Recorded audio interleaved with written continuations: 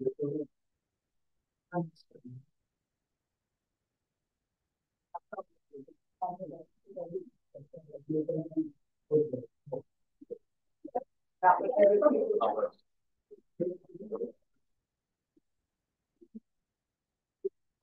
আলাইকুম, কেমন আছেন? হ্যাঁ, একটু দেরি হয়ে গেছে।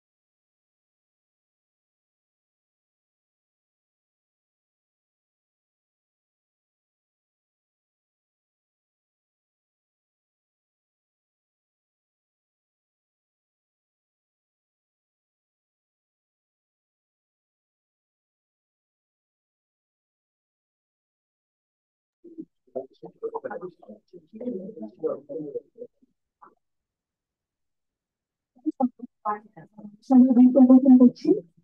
আমরা আপনাদের সবাইকে আন্তরিকভাবে শুভেচ্ছা জানাচ্ছি। আজকে আমাদের এই ধর্ষণ ও নির্যাতন আইনগত সুরক্ষার মত বিনিময় সভায় উপস্থিত থাকার জন্য। আহ আপনাদের সবার জ্ঞাতার্থে আমি জানতে চাচ্ছি যে আপনারা সবাই জানেন যে সাম্প্রতিক সময় আমাদের দেশে আহ নারীদের প্রতি যে ধরনের যৌন সহিংসতার মাত্রাটা আশঙ্কাজনকভাবে বেড়ে যাচ্ছে। এবং এই প্রেক্ষিতে আমরা দেখেছি যে আমাদের অন্তর্বর্তীকালীন সরকারের পক্ষ থেকে নারী ও শিশু নির্যাতন দমন সংশোধন অধ্যাদেশে একটা খসড়াও অলরেডি আমরা দেখেছি যে প্রকাশ হয়েছে।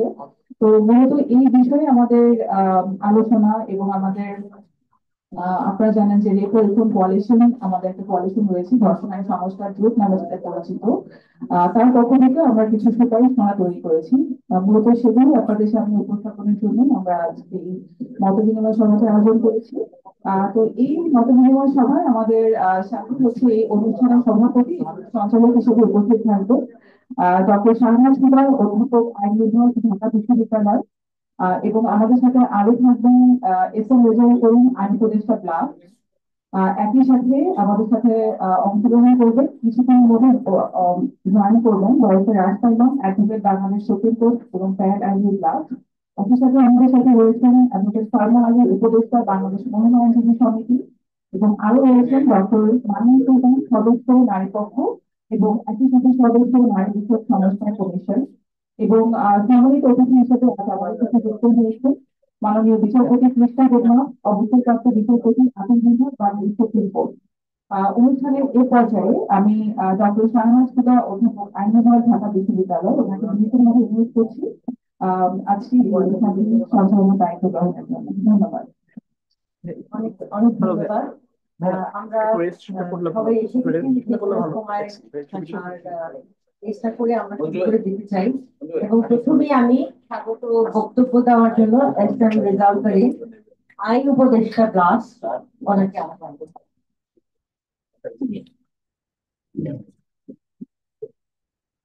আসসালামু আলাইকুম, আমি S M Rezaul Karim, supreme court appeal বিভাগের আইনজীবী এবং আইন উপদেষ্টা ব্লাস। প্রথমে আপনাদের সবাইকে শুভেচ্ছা ধন্যবাদ জানাচ্ছি যে আজকের এই বিশেষ বর্তমান পরিস্থিতিতে ধর্ষণ ও নির্যাতন আইনগত সুরক্ষার কর্মী অংশগ্রহণের জন্য ব্লাস সহ আমরা 17টা সংগঠন জোট এই বিরুদ্ধে দীর্ঘদিন যাবত কাজ করছি। এই ধর্ষণ এটা ঘৃণ্য জঘন্য অপরাধ, এর বিরুদ্ধে আমরা কাজ করতেছি এবং কিভাবে এর থেকে পরিত্রাণ পাওয়া যায়, কিভাবে সুরক্ষা দেওয়া যায় এবার কাজ করতেছি। জানেন যে গত কিছুদিন যাবত এইটা নিয়ে সারা দেশে প্রভাব সৃষ্টি হচ্ছে, আমি আর উপর আমরা সবাই জানি। এটা নিয়ে সরকার রাষ্ট্রপক্ষ রাষ্ট্র থেকে একটা ধর্ষণ নারী ও শিশু নির্যাতন আইনটা সংশোধনের একটা প্রস্তাব করা হয়েছে। এটা আমাদের আয়সা পরে দেখবেন এখন কি করা যায়, কিভাবে এই শাস্তিটা নিশ্চিত করা যায়। শুধু শাস্তি হবে না, এটাকে সমাজ থেকে কিভাবে নির্মূল করা যায়। আমাদের একটা বিশেষ আপনাদের যারা অভিজ্ঞ আছেন, যারা সমাজ চ্যানেল আলোচক আছেন, সবাই আপনারা আমার সবাই আমরা বক্তব্য দিতে পারি। বিভিন্ন জঘন্য সমাজের একটা অপরাধ, এটা কিন্তু বাড়তেই আছে। এটাকে কিভাবে আমরা রোধ করতে পারি, এগুলো আপনারা সবাই আপনার সুযোগ মতামত দেবেন। পবিত্র রমজান মাসে আপনারা উপস্থিত হয়েছেন, আবারও আমরা জোটের পক্ষ থেকে আপনাদেরকে ধন্যবাদ জানাচ্ছি। ভালো থাকবেন, থ্যাংক ইউ। অনেক ধন্যবাদ।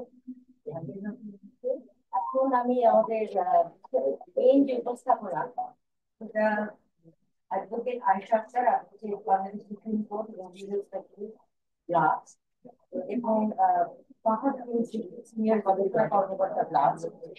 ওনারা দুজন বাংলাদেশের যে সমস্যা সেই বিষয়ে ব্লাস এবং যে কোর্ট আছে তাদের পরিষেবাদি সেটা সম্পর্কে আলোচনা করার জন্য, এবং কি কি তাদের তাদের সুপারিশ ছিল, এবং কিছুটা যদি হয় যে এখন যেটা সরকার যে আইনটা পাস করে গেছে। আচ্ছা, আমি যেটা বলতে চাচ্ছিলাম যে অ্যাডভোকেট আয়েশা আক্তার এবং ফাহাদ বিন সিদ্দিক দুজনই আছেন ব্লাস্টের সাথে, কিন্তু জোটের পক্ষ হয়ে তারা বাংলাদেশের যে জোট আছে তার সমস্যা বিভাগ সুপারিশমালা তারা পরিবেশন করবেন, এবং তাদেরকে আমি অনুরোধ করবো যদি কিছু কিছু সময় সরকার যেটা যেটা প্রস্তাব করেছে সেটার সাথে কি পার্থক্য সেটা সম্পর্কে যদি একটু আলোচনা করেন। ধন্যবাদ।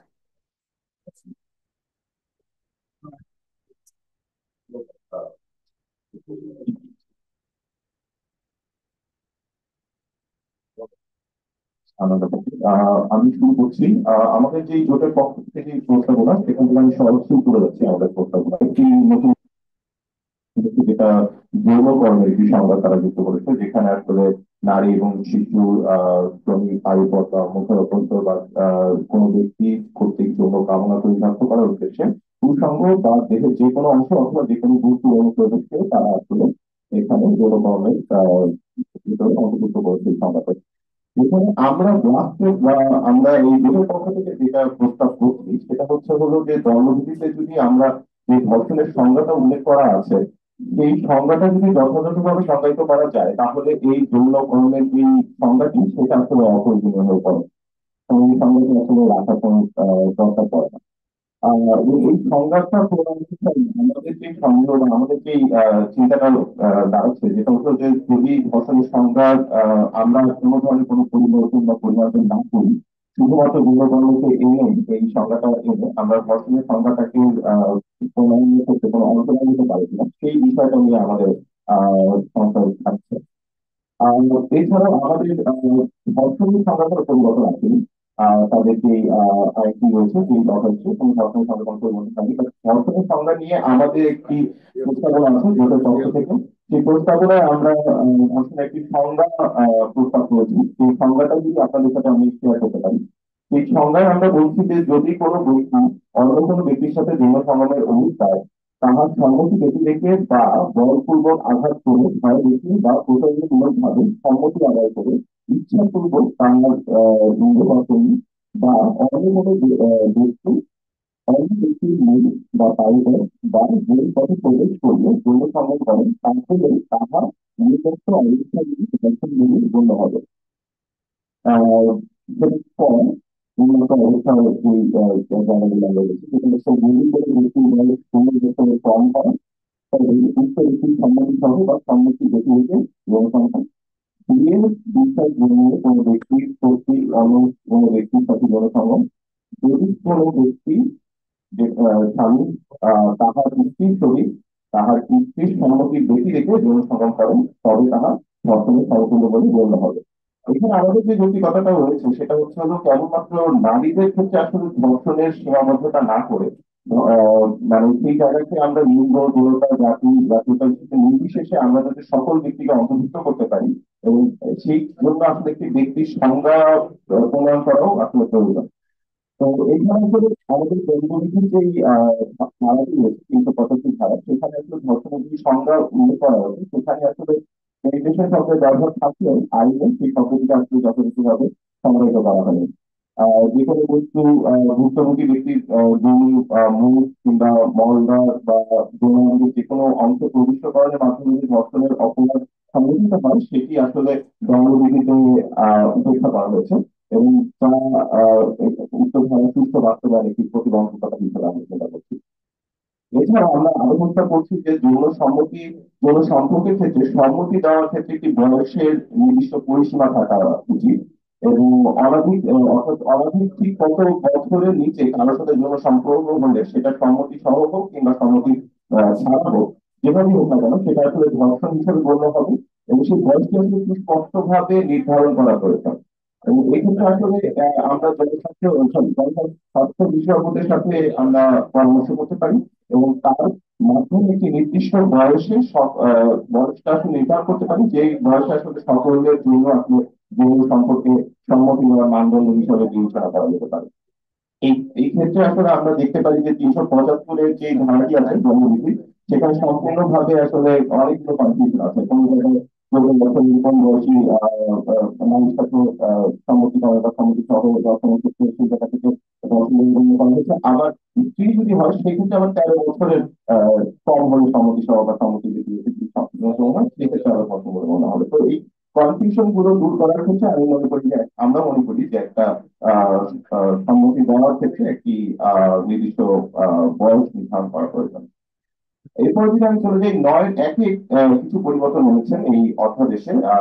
আমরা যদি দেখি 9-1 ছিল হচ্ছে ধর্ষণজনিত কারণে মৃত্যু এবং ইত্যাদি শাস্তি সম্পর্কিত যে ধারাটি সেই ধারাটির মধ্যে আগে উল্লেখ করা ছিল পুরুষ যদি কোনো পুরুষ কোনো নারী বা শিশুকে ধর্ষণ করে সেই জায়গার ক্ষেত্রে তারা উল্লেখ করেছেন যদি কোনো ব্যক্তি কোনো নারী বা শিশুকে ধর্ষণ করে এবং ব্যাখ্যাতেও সেইখানে ব্যক্তি শব্দটি উল্লেখ করা হয়েছে।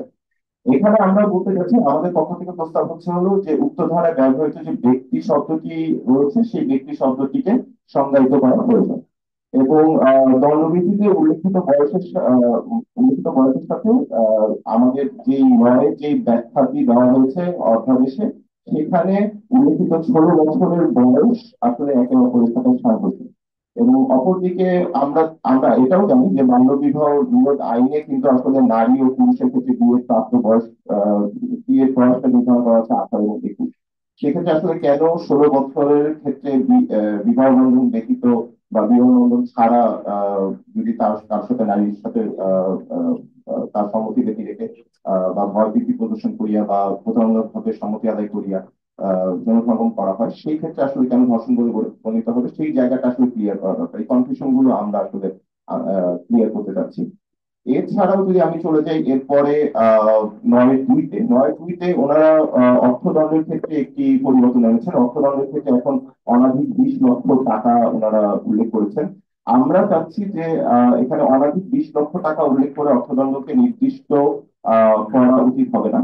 কারণ এক্ষেত্রে আসলে অপরাধের মাত্রা বিবেচনা করে আদালত যাতে অর্থদণ্ড প্রদান করেন সেই বিষয়টা আসলে নিশ্চিত হবে না। সেই কারণে আমরা চাচ্ছি যে আদালতের হাতে এই অর্থদণ্ড প্রদানের যে জায়গাটা বা অপরাধের মাত্রা বিবেচনা করে যে জায়গাটা নির্ধারণ করা দরকার, সেটা আসলে আদালতের হাতেই প্রদান করা উচিত। এবং ধর্ষণের অপরাধে এরপরে যদি আমরা চলে যাই 9-3, সেখানেও আসলে একই কথা বলা হয়েছে। 9-3টা আসলে ওখানে উল্লেখ করা হয়েছে, বিশেষ করে এটা হচ্ছে ওনারা বলছেন দলবদ্ধভাবে কোনো নারী বা শিশুকে ধর্ষণ যদি করা হয় সেই ক্ষেত্রে। তো এটা দলবদ্ধভাবে শব্দটার ক্ষেত্রে আমাদের আপত্তি আছে। আমরা দলবদ্ধভাবে শব্দটা পরিবর্তন করে সংঘবদ্ধ শব্দটি প্রতিস্থাপিত করা দরকার বলে আমরা মনে করি। এবং এই জায়গায় আমরা একই কথা বলছি যে অনধিক 20 লক্ষ টাকা এখানে অর্থদণ্ড হিসেবে বলা হয়েছে, সেখানে আমরা বলছি যে এটা আসলে নির্দিষ্ট করা উচিত হবে না। এরপরে যদি আমরা চলে যাই 9-4-এর ক্ষেত্রে ওনারা কিছু বিষয় উল্লেখ করেছেন, কিছু বিষয় অ্যাড করা হয়েছে। সেখানে হলো যদি কোনো নারী বা কোনো ব্যক্তি কোনো নারী বা শিশুকে ধর্ষণের উদ্দেশ্যে শরীরের কোনো অঙ্গে ধারালো অস্ত্র, রাসায়নিক পদার্থ বা অন্য কোনো উপকরণ ব্যবহার করিয়া কিংবা অন্যবিধ যে কোনো ভাবে নারী ও শিশুর যৌনাঙ্গে মারাত্মক জখম করেন, তাহা হইলে উক্ত ব্যক্তি আহ উক্ত ব্যক্তি অর্থাৎ আক্রান্ত ব্যক্তি যদি 16 বছরের কম হয়, তাহলে সেই ক্ষেত্রে হবে মৃত্যুদণ্ড বা যাবজ্জীবন কারাদণ্ড এবং অনধিক 10 লক্ষ টাকার অর্থদণ্ড। আবার যদি আক্রান্ত ব্যক্তি 16 বছরের অধিক হয়, তখন সেখানে যাবজ্জীবন কারাদণ্ড বা অন্যান্য 14 বছরের সশ্রম কারাদণ্ড অথবা 5 লক্ষ টাকা অর্থদণ্ড দণ্ডিত হবে। এই ক্ষেত্রে আমরা আসলে এবং এই ধারায় আরেকটি বিষয় উল্লেখ করা আছে, সেটা হলো যে এই ধারায় যে অর্থদণ্ড হিসাবে ক্ষতিপূরণ আদায় হবে, সেই ক্ষতিপূরণ অর্থদণ্ড হিসেবে যেটি আদায় হবে সেই ক্ষতিপূরণ হিসেবে অপরাধের শিকার ব্যক্তিকে দিতে হবে। আমরা যেটা বলতে চাচ্ছি সেটা হলো যে এই ধারায় যেই দুটো ধারা এখানে অ্যাড করা হয়েছে, সেখানে শাস্তি এবং অর্থদণ্ডের পরিমাণ একই হওয়ার প্রয়োজন। অর্থাৎ যদি আমরা বয়সের ভিন্নতার কারণে আমরা শাস্তির ভিন্নতা কোনোভাবেই প্রত্যাশা করি না।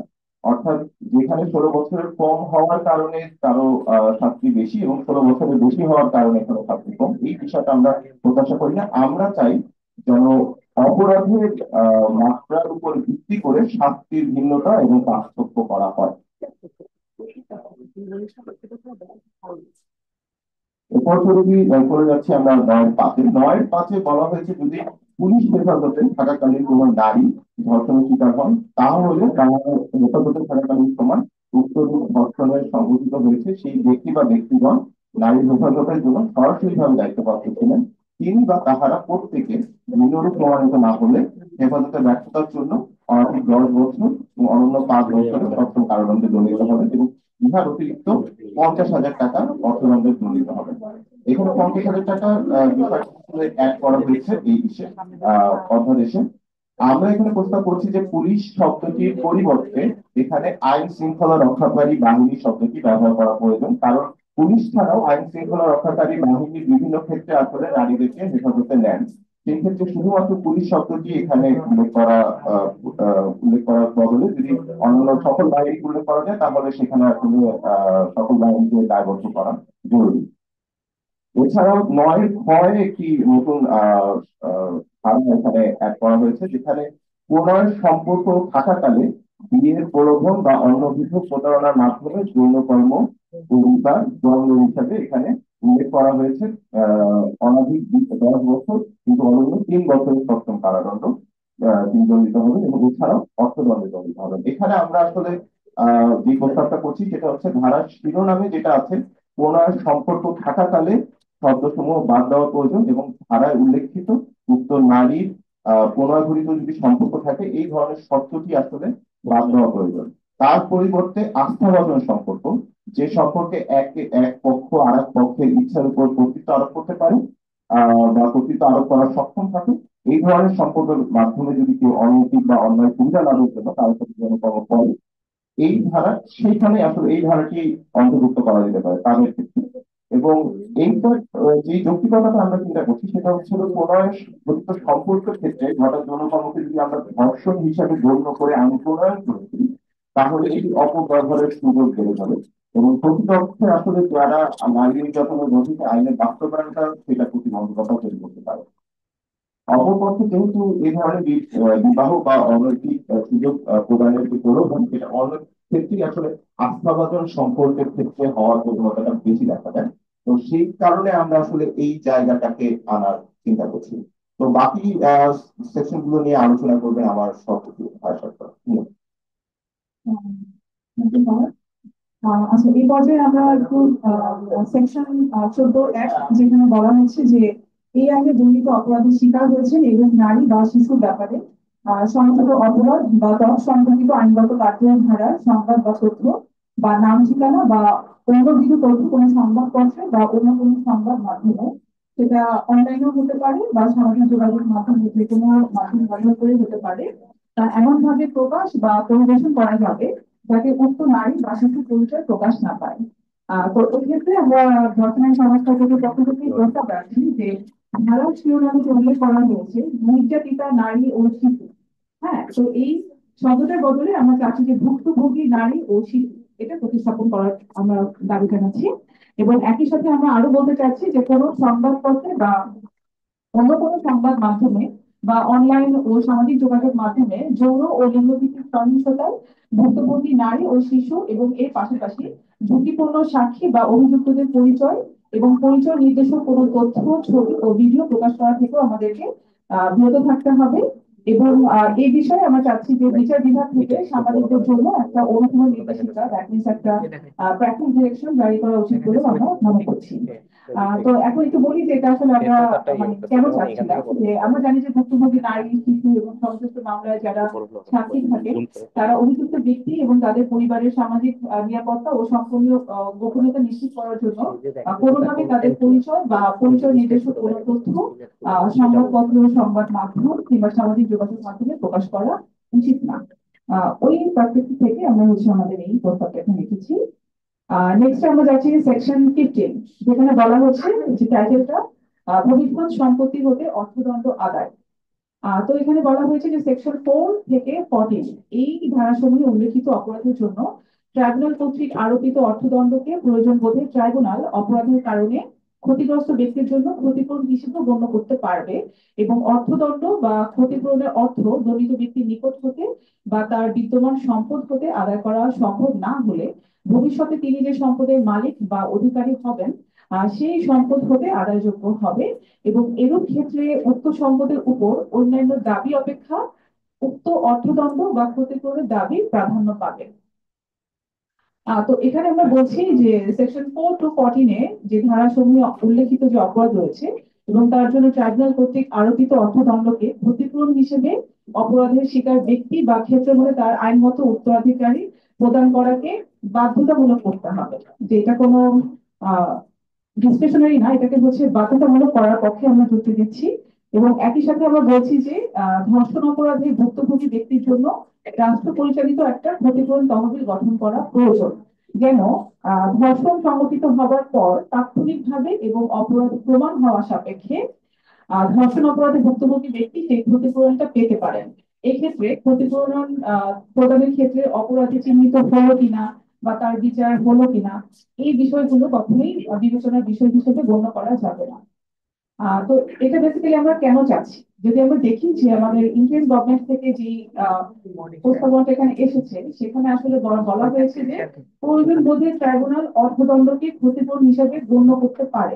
তো এখানে একটা সম্ভাবনা থেকে যায় যে যার ফলে অপরাধের যে ভুক্তভোগী ব্যক্তি তার ক্ষতিপূরণ প্রাপ্তি সম্পূর্ণভাবেই বেসিক্যালি ট্রাইব্যুনালের ডিসক্রিশনারি পাওয়ারের উপরে নির্ভর করে এবং এই ক্ষেত্রে ভুক্তভোগী ব্যক্তির আরোপিত অর্থদণ্ড ক্ষতিপূরণ হিসেবে না পাওয়ারও একটা সম্ভাবনা থেকে যায়।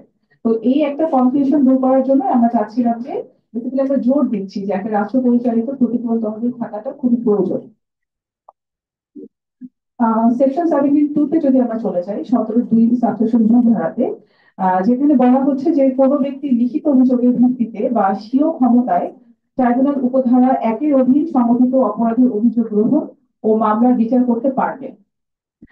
তো এখানে আমরা বলছি যে কোনো ব্যক্তি, এই শব্দটার প্রতিস্থাপন করে আমরা এখানে আনতে চাচ্ছি যে কোনো ভুক্তভোগী ব্যক্তি বা ওই ভুক্তভোগীর পক্ষে অন্য যে কোনো ব্যক্তি, এই শব্দটা আনা যায় কিনা আমরা সেই প্রস্তাবটা রাখছি। এর পক্ষে যুক্তি হচ্ছে যে কোনো ব্যক্তি, যে একটা কথা এখানে বলা হয়েছে, আমরা জানি যে ভুক্ত এই এই ধরনের যে মামলাগুলো হয়ে থাকে, সেক্ষেত্রে আমরা জানি যে অনেক সময় হচ্ছে ভুক্তভোগী ব্যক্তি সরাসরি এসেও মামলা দায়ের করে না। তো সেই জন্য আমরা চাচ্ছিলাম যে অনেক সময় ভুক্তভোগীর পক্ষে তার পরিবারের অন্য কোনো সদস্য বা কোনো নেইবাররাও হচ্ছে এই ধরনের অভিযোগগুলো দায়ের করে থাকে। তো এই জন্য আমরা চাচ্ছি যে ভুক্তভোগী ব্যক্তি বা তার পক্ষে যে কোনো ব্যক্তি, এই কথাটা যেন প্রতিস্থাপন করা হয়। আহ আমরা যদি এখন চলে যাই 20-এর সাবসেকশন 4 এর পথে, যেখানে বলা হচ্ছে যে উপধারা 3-এর কর অধীন সময়সীমার মধ্যে ধর্ষণ মামলার বিচার কার্য সমাপ্ত না হলে ট্রাইব্যুনাল মামলার আসামিকে অন্তর্বর্তীকালীন জামিনে মুক্তি দিতে পারবে। তবে শর্ত থাকে যে উল্লেখিত অন্তর্বর্তীকালীন জামিনের মেয়াদ হবে অনধিক 30 দিন এবং জামিনের মেয়াদ উত্তীর্ণ হওয়ার পূর্বে ট্রাইব্যুনাল অভিযুক্ত ব্যক্তির আচরণ পর্যালোচনা পূর্বক সন্তুষ্ট হলে উক্ত জামিন অনধিক 30 দিন পরেও পর্যায়ক্রমে বর্ধিত করতে পারবে। আরো শর্ত থাকে যে জামিনে থাকাকালে আসামি জামিনের সুযোগ অপব্যবহার করলে ট্রাইব্যুনাল যে কোনো সময় আসামির জামিনের বাতিল করতে পারবে।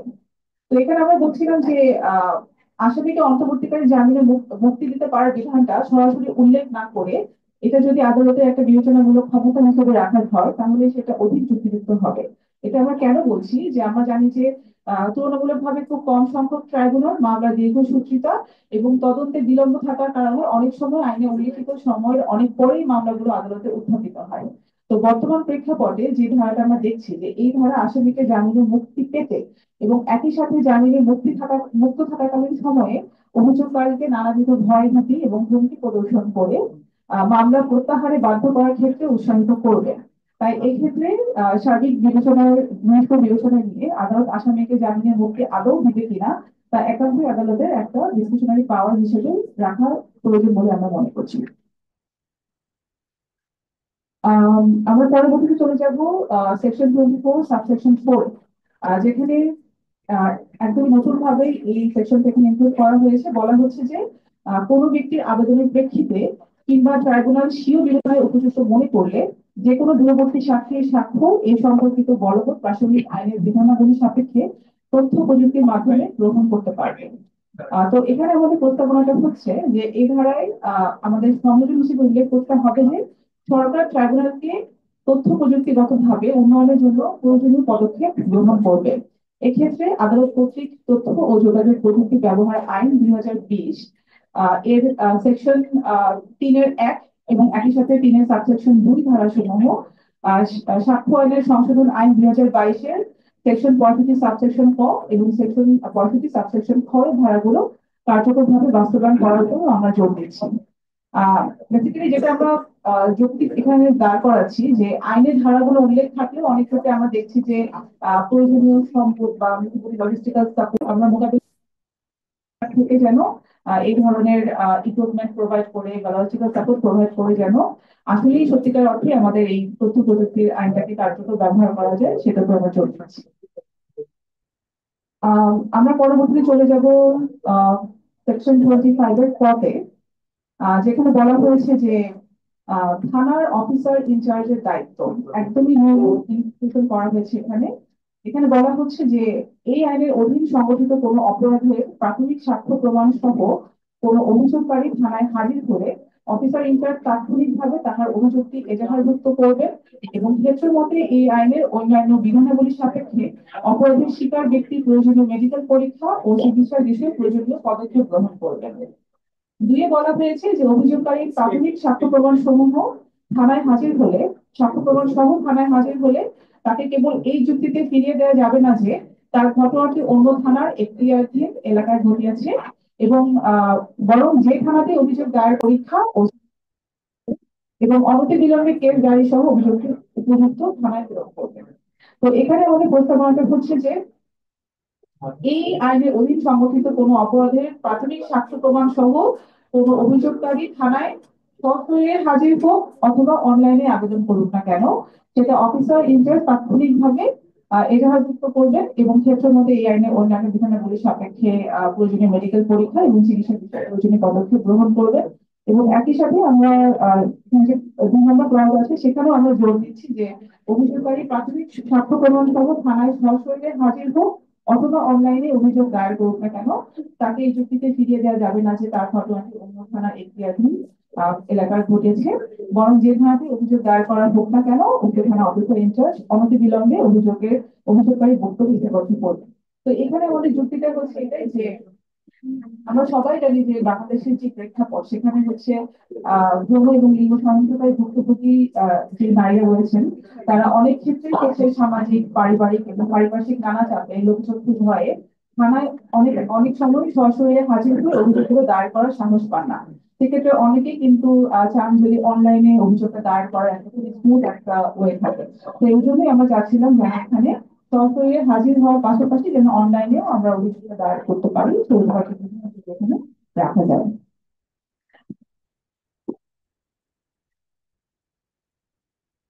নেক্সট আমরা যাচ্ছি যে 26-এর পর যেখানে বলা হয়েছে যে শিশু ধর্ষণ অপরাধ দমন ট্রাইব্যুনাল। তো এখানে বেসিক্যালি সময় স্বল্পতার কারণে আমরা একসঙ্গে পুরোটা বলতে করছি না, জাস্ট এখানে আমরা বলছি যে আমাদের এখানে যে শিশু ধর্ষণ অপরাধ দমন ট্রাইব্যুনালটা গঠনের কথা বলা হয়েছে, আমরা চাচ্ছি যে এই ট্রাইব্যুনালকে অবশ্যই শিশু আইনের অধীন শিশু ট্রাইব্যুনালের সাথে সামঞ্জস্যপূর্ণ হতে হবে। কারণটা কি, যে শিশু সম্পর্কিত ব্যাপারে দুটো পৃথক ট্রাইব্যুনালের পদ্ধতিগত যদি কোনো বিভ্রান্তি থেকে যায় বা কোনো ভিন্ন চর্চা শুরু হয়ে যায়, তাহলে কিন্তু আলটিমেটলি আমাদের যেই ন্যায় বিচার চাওয়ার জন্য যে ফাইলটা সেটা অনেকাংশে কিন্তু বাধাগ্রস্ত হবে। তাই আমরা চাচ্ছিলাম যে দুটো পৃথক ট্রাইব্যুনালে সব ধরনের পদ্ধতিগত বিভ্রান্তি এবং ভিন্ন চর্চার মধ্যে জটিলতা এড়ানোর জন্য ট্রাইব্যুনালে যখন কাজ করা হবে তখন যেন শিশু আইনের অধীনে যে ট্রাইব্যুনালটা রয়েছে সেটার সাথে যেন সামঞ্জস্যপূর্ণভাবে এটা রান করে, সেখানে আমরা জোর দিচ্ছিলাম। সেকশন 31 যেখানে আমরা বলবো যে একদমই এটাও আমাদের নতুন ভাবেই একদম যুক্ত করা হয়েছে এই খসড়া অধ্যাদেশে, যেখানে বলা হয়েছে যে টাইটেলটা হচ্ছে নিরাপত্তামূলক হেফাজত। এই আইনের অধীন কোনো অপরাধের তদন্ত বা বিচার চলাকালে যদি ট্রাইব্যুনাল বা ক্ষেত্রমতে ম্যাজিস্ট্রেট মনে করেন যে কোনো নারী বা শিশুকে নিরাপত্তামূলক হেফাজতে রাখা প্রয়োজন, তাহলে ট্রাইব্যুনাল বা ক্ষেত্রমতে ম্যাজিস্ট্রেট শিশু আইন 2013 এই বিধান সাপেক্ষে উক্ত নারী বা শিশুকে কারাগারের বাহিরে বা সরকার কর্তৃক এই উদ্দেশ্যে নির্ধারিত স্থানে সরকারি কর্তৃপক্ষের হেফাজতে বা ট্রাইব্যুনাল বা ক্ষেত্রমতে ম্যাজিস্ট্রেটের বিবেচনায় যথাযথ অন্য কোনো ব্যক্তি বা সংস্থার হেফাজতে রাখার নির্দেশ দিতে পারবে। তো এখানে আমাদের সুপারিশটা হচ্ছে যে অভিযোগ দায়ের হতে শুরু করে বিচার কার্য নিষ্পত্তি না হওয়া পর্যন্ত ভুক্তভোগী ব্যক্তি একই সাথে তার পরিবার এবং মামলার সংশ্লিষ্ট যে সাক্ষীরা রয়েছেন তাদের জানমালের সার্বিক সুরক্ষা এখানে নিশ্চিত করতে হবে। কারণটা হচ্ছে যে অধিকাংশ ক্ষেত্রে আমরা দেখি যে অপরাধী যখন জামিনে মুক্তি পেয়ে যায় সেই জামিনে মুক্ত থাকাকালীন সময় তিনি নানাভাবে হুমকি ভয়ভীতি প্রদর্শন করে ঠিক সময়ে সাক্ষী দিতে আদালতে উপস্থিত না থাকা এবং মামলা প্রত্যাহারে তাকে বাধ্য করা এই ধরনের কাজগুলো করে থাকে। তো এই ধরনের পরিস্থিতি প্রতিহত করার লক্ষ্যে বেসিক্যালি আমরা চাচ্ছিলাম যে একদম শুরু থেকে অভিযোগ দায়ের থেকে শুরু করে একদম বিচার কাজটা শেষ না হওয়া পর্যন্ত যেন আমাদের মামলা সংশ্লিষ্ট অভিযোগকারী তার পরিবার এবং একই সাথে যারা সাক্ষী রয়েছেন তাদের যেন জানমালের প্রপার সুরক্ষা গভর্নমেন্ট থেকে দেওয়া হয় সেদিকে আমরা জোর দিচ্ছি। তো আমাদের বেসিক্যালি ধর্ষণ সংস্থা যদি পক্ষ থেকে আমাদের যে খসড়া নারী ও শিশু নিয়ন্ত্রণ দমন অধ্যাদেশটা রয়েছে সেখানে এইটুকু মতামত দেওয়া ছিল। যদি আপনাদের কারো কাছ থেকে কোনো ধরনের কমেন্ট থাকে আপনারা শেয়ার করতে পারেন। Thank you.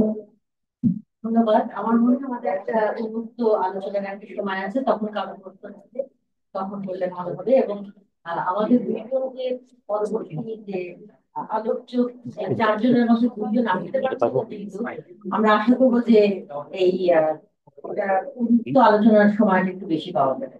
এবং আমি এখানে অনেকেরই মুখ দেখছি যারা অভিজ্ঞতভাবে এই ধরনের কাজের সাথে জড়িত এবং তাদের কাছ থেকে আমরা এই পর্যায়ে আমি আমাদের 2 জন সম্মানিত আলোচক অ্যাডভোকেট সালমা আলী উপদেষ্টা বাংলাদেশ মহিলা আইনজীবী সমিতি এবং ডক্টর মাহিন সুলতানা সদস্য নারী পক্ষ এবং সদস্য নারী বিষয়ক সংস্কার কমিশন আমাদের মাঝে দুইজনই আছেন। আমি প্রথমে অ্যাডভোকেট সালমা আলী, উপদেষ্টা বাংলাদেশ মহিলা আইনজীবী সমিতি, তার সম্মানিত আলোচকের সাথে তার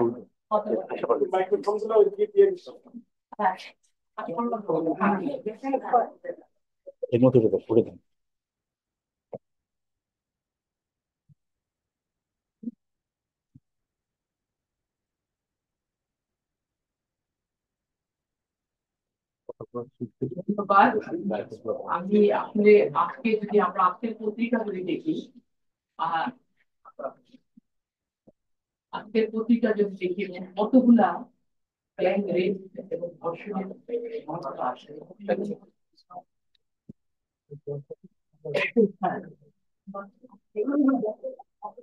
এই বিষয়ে এবং প্রথম থেকে শেষ পৃষ্ঠা পর্যন্ত আমরা শিশু এবং কন্যা শিশু থেকে আরম্ভ করে এমনকি ছেলে যেটাকে আমরা সহ অনেকগুলা ঘটনা আমরা দেখছি। অতএব যেই ভয়াবহ অবস্থা আমাদের দেশে এখন, সেখানে কিন্তু আমাদের আজকের বিষয়টা এটা, যেমন আইনটা আমাদের পরিবর্তন হচ্ছে, এখানে আমরা অনেক দিন থেকে এটা নিয়ে আমাদের আলোচনা ছিল, কিন্তু সব থেকে বড় সরকারের সদিচ্ছা এবং স্পিডি ট্রায়াল। এবং আমাদের এখানে আমাদের সম্মানিত বিচারপতি আছেন, উনি উনি সহ অনেকেই, আমাদের কিন্তু অনেকগুলা ভালো ভালো জাজমেন্ট আছে এবং সংবিধানের 111 ধারা অনুযায়ী এই জাজমেন্ট গুলা কিন্তু আইন। আমাদের দেশে এই যে আমাদের একটা সময় ধরা আছে যে এই সময়ের ভিতরে কেসটা শেষ করতে হবে, কিন্তু এমনও এক্সাম্পল আছে 4 দিনের ভিতরে ধর্ষণের কেসে জাজমেন্ট দিয়ে দিচ্ছেন। এটা সদিচ্ছা, মাইন্ডসেট এবং সমন্বয়। পুলিশ, বিচারক এবং পাবলিক প্রসিকিউটর, এদের যদি সমন্বয়ে আমরা কাজ করতে পারি, আর যদি ওই উপর থেকে একটা নজরদারি থাকে, একটা মনিটরিং এর ব্যবস্থা, যেটা কিন্তু বারবার জাজমেন্টে, বিভিন্ন হাইকোর্ট সুপ্রিম কোর্টের জাজমেন্টে কিন্তু বারবার এসেছে নজরদারিটা, সেই জায়গাগুলো একটা ইন্ডিপেন্ডেন্ট নজরদারিটা। আমি আইনের বিষয়টার ভিতরে যাচ্ছি না কেন, এটা কিন্তু এই জায়গাগুলোতে এই সময় আমরা যখন আমরা বসে আছি, পলিটিক্যাল একটা দেশ যখন থাকে, তখন যেভাবে তাদের ইয়েগুলা এগুলা, এবং আমরা রেপিস্টের কথা যদি বলি, 3-4 রকমের রেপিস্ট আমাদের জীবনে আমরা কাজ করতে যাই দেখছি। একটা হলো পাওয়ার রেপিস্ট, যে পাওয়ার রেপিস্ট গুলো কিন্তু সবসময় পলিটিক্যাল চর্চায় থাকে। আর একটা স্যাডিস্ট যারা থাকে, যাদের হলো এই বিকৃত রুচি, বিভিন্ন ভাবে ছোটবেলা থেকে তারা নিজেরাও ভিকটিম ছিল কোনো সময়, সেই জায়গাটা কিন্তু সেই আছে। এখানে এই জায়গাগুলোতে কাজ করার জন্য আমাদের যে যে ধরনের মানসিক সার্ভিসটা দেওয়া কথা, সেই জায়গায় আমাদের নাই। পুলিশ রিফর্মে পুলিশের সেই ট্রেনিং গুলা, এগুলো আইনের সঙ্গে সঙ্গে আমাদের যেই জায়গাগুলো কাজ করা, যেটা রিকমেন্ডেশন আমরা দিয়েছি বিভিন্ন ভাবে কিন্তু দিয়েছে, কিন্তু আজকের দিনে এখানে যেহেতু রেপের বিষয়টা নিয়ে আমরা কিন্তু বলছি, সাংবাদিকদের একটা বিরাট বড় রোল অফ মিডিয়া একটা সব থেকে বড়। সেখানে তারা কিভাবে হ্যান্ডেল করছে একটা সার্ভাইভার ভিকটিম। আমরা কিন্তু বলবো না ভিকটিম, অপরাধ যে করে সে হলো তাকে লুকানোর কথা।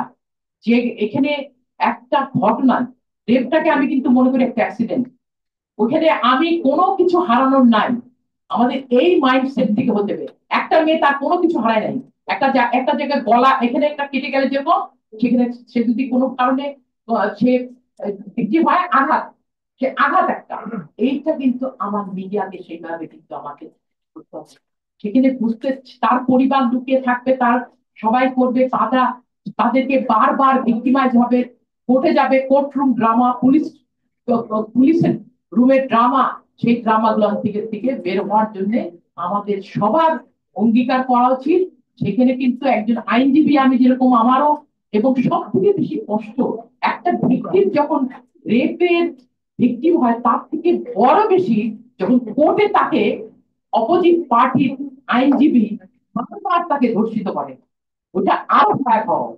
অতএব এই জায়গাগুলা যখন পর্যন্ত সংস্কার না হবে, সেখানে জাজ, একটা mindset of the judiciary, mindset of the জাজের যে মাইন্ডসেটটা, সে কিভাবে একটা নিউট্রাল ভাবে এবং সেইভাবে করছে। এখানে সমন্বয়ে আমরা যে চাই, সমন্বয় একটা কাজ, পুলিশ, পাবলিক প্রসিকিউটর এবং জাজের, সেই জায়গাগুলো যখন আমরা পর্যন্ত না করবো, সেখানে কিন্তু অ্যাকাউন্টেবিলিটি, ট্রান্সপারেন্সি, এই বিষয়গুলো কিন্তু আমরা মাথায় রাখতে পারবো না।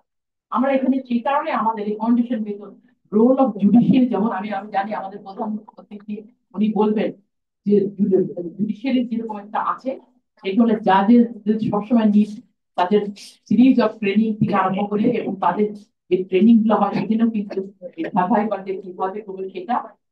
আমি যে বলছি বার কাউন্সিলের কিন্তু একটা রোল আছে, কিভাবে আমাদের চেক করে। আমি খালি শুধু রেপ ভিক্টিমের বলতে চাচ্ছি না, অন্যান্য সেন্সিটিভ কেসের যে তাদের বিষয়। আর পুলিশ রিফর্ম, পুলিশের সিরিজ অফ একটা থানার ভিতরে একটা স্পেশাল জায়গা, এটা কিন্তু আমরা বারবার রেকমেন্ড করি, যেখানে কিন্তু এই ধরনের সেন্সিটিভ কেসগুলোকে হ্যান্ডেল করা হয়। আমার কাছে এই ধরনের কেসও আছে। আমি যে আমার একটা মেয়ে এসে আমাকে আমি এখন এটা বলি, আমার ভিকটিম এখন গাড়ি চালায়, সে এখন সার্ভে পাচ্ছে। সে যখন প্রথম একটা থানায় গেল, তাকে সে যখন আসছে মানে ভিতরে, তখন তাকে ও বললো যে আমাকে এভাবে দেখছিল পুলিশ অফিসার, যার তার ডিউটি অফিসার, মনে হচ্ছিল আমি উলঙ্গ ভাবে আসছি তার কাছে। এবং তখন সে যখন বললো তার বয়সে 14 বছর, বলে না তোমাকে দেখে তো মনে হয় না তোমার 14 বছর বয়স, তোমার তো দেখে মনে হচ্ছে তোমার 20-22 বছর তোমার বয়স, তোমার বডি। এই যে ধরনের কথা এই জায়গাটায়, এবং আমি নিজে রাজশাহীতে একটা এই ধরনের, আমি যখন ছিলাম রাজশাহী একটা দিয়েছে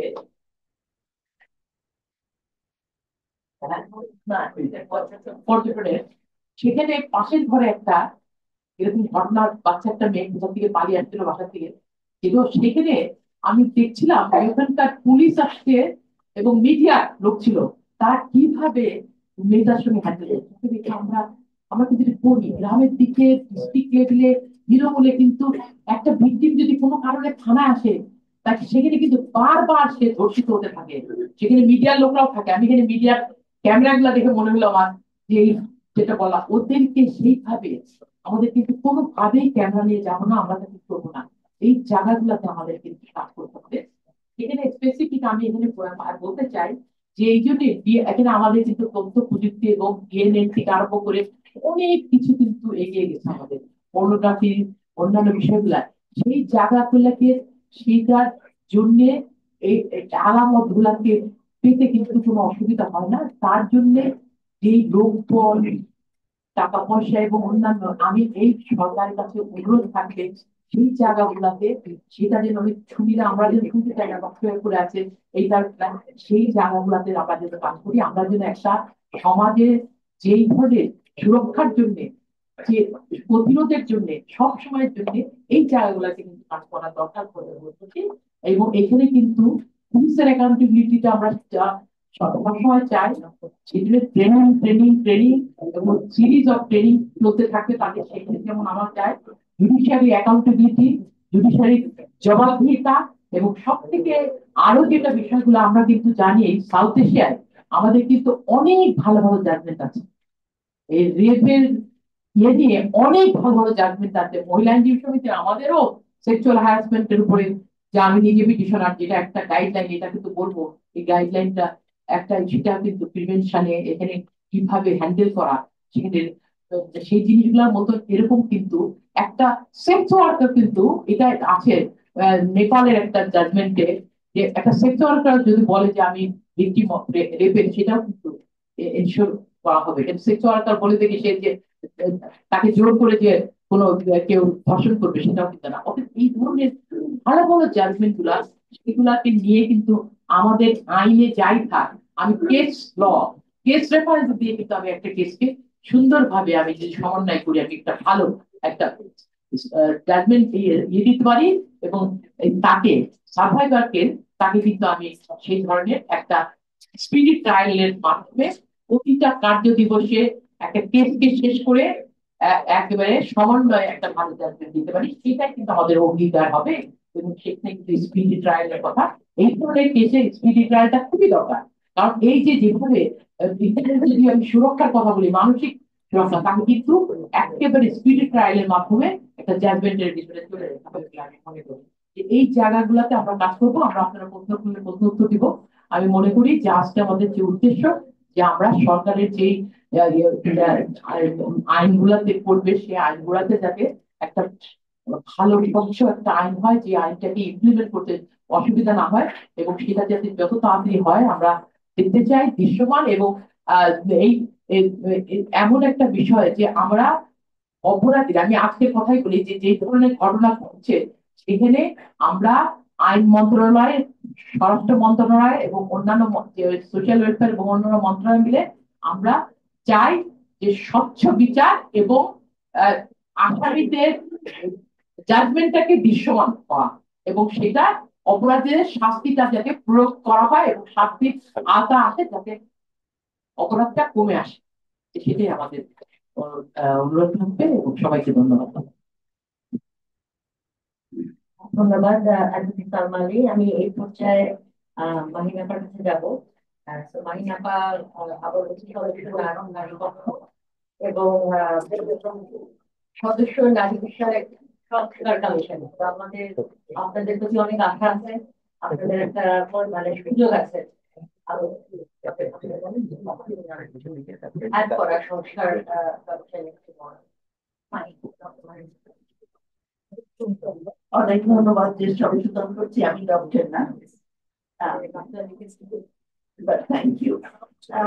এইখানে কয়েকটা বিষয় আছে। একটা হচ্ছে যে নারী পক্ষ হিসাবে অভিজ্ঞতাটাও বলতে চাই, এবং সংস্কার কমিশন থেকে আমরা যেই স্ট্যান্ড পয়েন্ট নিয়েছি সেটাও আপনাদের সাথে শেয়ার করতে চাই। প্রথমত আমার মনে হয় আমাদের মনে রাখতে হবে যে ধর্ষণ অপরাধটা এটা খালি একটা আইন শৃঙ্খলার ব্যাপার না, এটা খালি আইন দিয়ে থামানো যাবে না, এটা পুলিশি ব্যবস্থায় থামানো যাবে না, এটা একটা সামাজিক একটা বিষয়, একটা সামাজিক একটা ব্যাধি, যেটা কিন্তু আমাদের যেভাবে আমরা নারী পুরুষের সম্পর্কটা দেখি, যেভাবে আমরা শিশুদের দেখি, যেভাবে আমাদের সংস্কৃতি আমাদের চর্চাগুলি আছে, সেইগুলি পরিবর্তনের একটা ব্যাপার। তো আইন সংশোধন করেই আমার যে এই জিনিসটা চলে যাবে, আমার মনে হয় না এটা আমাদের ভাবা উচিত। আমাদের প্রথমত যেমন বুঝতে হবে সম্মতি ব্যাপারটা কি, সম্মতি কে দেয়, কখন দেয়, কিভাবে দেয়। যদি এর সম্মতির ব্যাপারটাই আমি না বুঝি, তাইলে আমি যেটাকে মনে করছি একটা স্বাভাবিক সম্পর্ক, এটা হয়তো অন্যদিকে এটা মনে করছে জোরপূর্বক। তো এরকম বিষয়গুলি আমাদের ভাবতে হবে। এইখানে যে অন্তর্বর্তীকালীন সরকার যে উদ্যোগ নিয়েছে, আমার মনে হয় এটা একটা ভালো জিনিস। এটা দেখাচ্ছে যে অন্তর্বর্তীকালীন সরকার এই বিষয়টা গুরুত্ব দিচ্ছে। আহ কিন্তু আমাদের মনে রাখতে হবে যে এখানে যে বিভিন্ন ঘটনাগুলি ঘটছে সেগুলি আমাদের মিডিয়া তুলে এসেছে, খুলে আনা হয়েছে। এই জিনিসগুলি কিন্তু আমাদের সকলকেই কিন্তু নাড়া দিয়েছে, আমাদের সকলেরই খুব খারাপ লেগেছে, খুব নিজেদের কি বলা যায় দোষী মনে হয়েছে যে আমরা এগুলিকে ঠেকাতে পারছি না, আমরা কি করছি। মানুষের রাস্তায় নেমেছে, প্রতিবাদ করছে, এগুলিকে আমি সবগুলিকে সমর্থন করছি।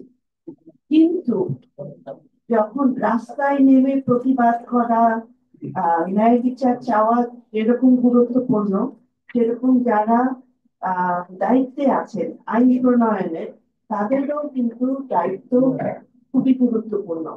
তাদের কিন্তু একটা দায়িত্ব হচ্ছে যে আমি আবেগে কিন্তু প্রভাবিত হব না। মানুষ চাচ্ছে কঠোর শাস্তি, মানুষ চাচ্ছে দৃশ্যমান শাস্তি। আমার কিন্তু ভাবতে হবে নীতি নির্ধারক হিসাবে, আইন প্রয়োগকারী হিসাবে, বা আইন যারা তৈরি করেন হিসাবে, যে আসলে কোন জিনিসে আমি ন্যায় বিচার দিতে পারবো।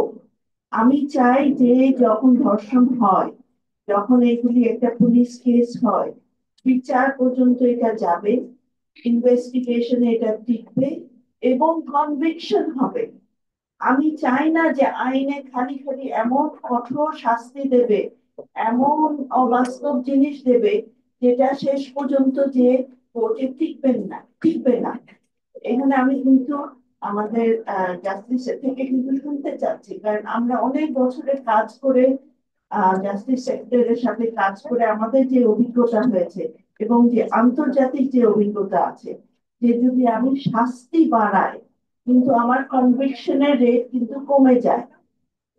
আমি যখন বলি দৃশ্যমান শাস্তি চাই, এটা কিন্তু কঠোর দৃশ্যমান শাস্তি কিন্তু আমাকে বিচারে নিশ্চয়তা আনবে না।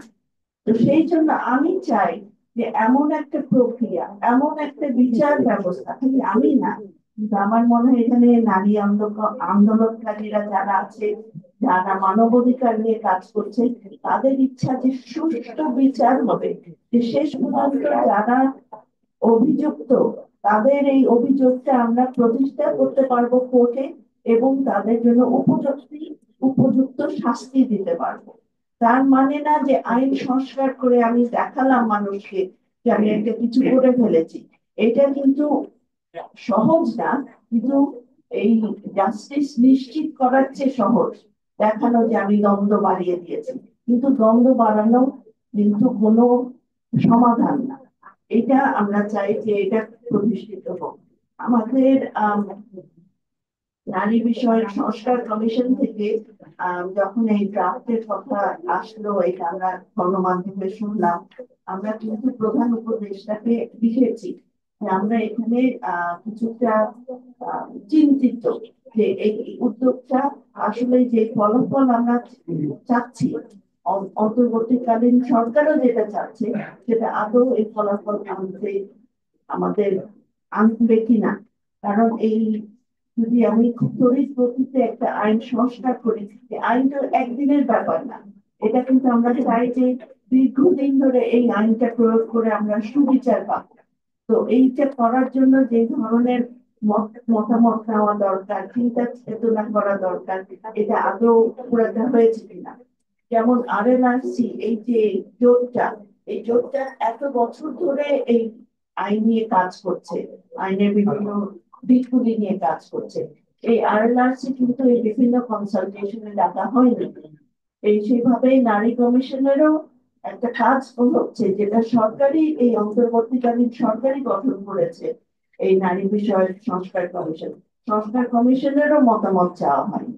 তো এটা আমার মনে হয় যে আরো বেশি মতামত নেওয়া দরকার, আরো বেশি চিন্তা ভাবনা করা দরকার।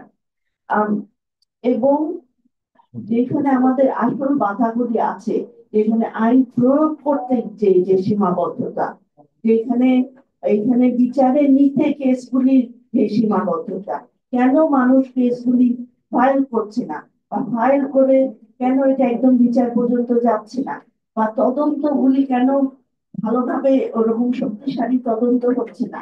আমি ওই প্রক্রিয়ার উপরে জোর না দিয়ে খালি আইন সংশোধন করলে হবে না। তো আমার মনে হয় এটা আমাদের আরো সুচিন্তিত ভাবে করা উচিত। অন্তর্বর্তীকালীন সরকারের ট্রিবিউনালরা ঘটনা মানে বলেছেন যে এটা 2-1 দিনের মধ্যে চূড়ান্ত হবে। আমাদের মনে হয় যে এটা নিয়ে আরো সময় নেওয়া উচিত, আরো একটু আমাদের সকলের মতামত দিতে হবে, বসতে হবে, চিন্তা করতে হবে। কারণ এটা একটা জাতীয় বিষয়, এটা খালি অন্তর্বর্তীকালীন সরকারের বিষয় না, এটা কাউকে কিছু দেখানোর বিষয় না। আমরা যারা এটা নিয়ে কাজ করছি, এত বছর ধরে কাজ করছি, এই সব অভিজ্ঞতাগুলি আমাদের আনতে হবে।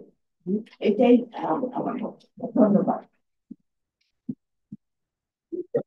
থ্যাংক ইউ মাহিনাবা। আমরা আহ আমাদের ব্যক্তিগত অনেক অভিজ্ঞতা থেকে অনেক কিছু শুনলাম, এবং এখন আমরা অপেক্ষা করছিলাম আমাদের মাননীয় অন্য অতিথিরা আসবে, তারা আসবে না। এখন আমরা চলে যাব যে আমাদের সম্মানিত যে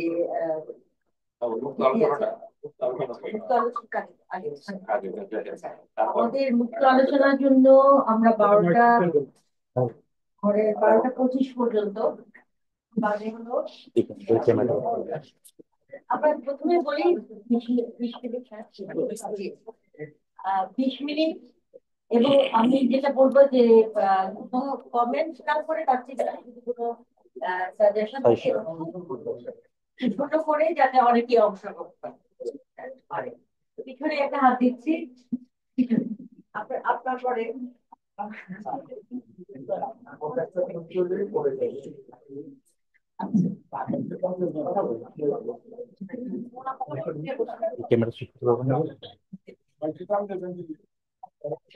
থ্যাংক ইউ। আমি মজে আসতো, আমি প্রথম আলো পত্রিকায় সিনিয়র রিপোর্টার আছি। আমি আসলে মানে আলোচনা না, আমি একটা প্রশ্ন করতে চাচ্ছিলাম যে বিএনএ প্রতিবেদন নিয়ে এটা বিএনএ প্রতিবেদন নিয়ে একটু বলা হচ্ছে যে এটা হয়তো বাধ্যতামূলক। আচ্ছা, আমি নাজনীন আক্তার, আমি প্রথম আলোতে সিনিয়র রিপোর্টার ছিলাম। ডিএনএ প্রতিবেদন নিয়ে যেটা শুনতে পাচ্ছি, তো 2020 সালে এটা বাধ্যতামূলক করা হয়েছিল ধর্ষণের মামলার ক্ষেত্রে। তো এটা বাধ্যতামূলক হয়তো থাকছে।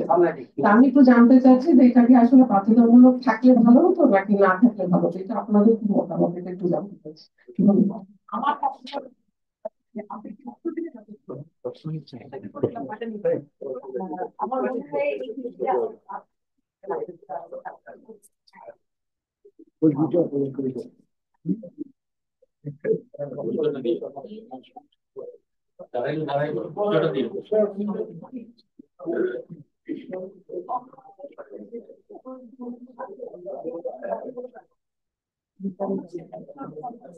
হ্যালো, আমি ওয়াজিমা ফারজানা, আমি তরুণী গবেষক। আমি যে ব্যাপারটা নিয়ে আলোচনাটা উত্থাপন করতে চাই সেটা হচ্ছে যে এই যে প্রতারণামূলক ভাবে সম্মতি আদায়ের ব্যাপারটা এখানে। পরিচয়টা দিয়ে নামটা বললেন। আমি ওয়াসিমা ফারজানা, আমি একজন তরুণ গবেষক।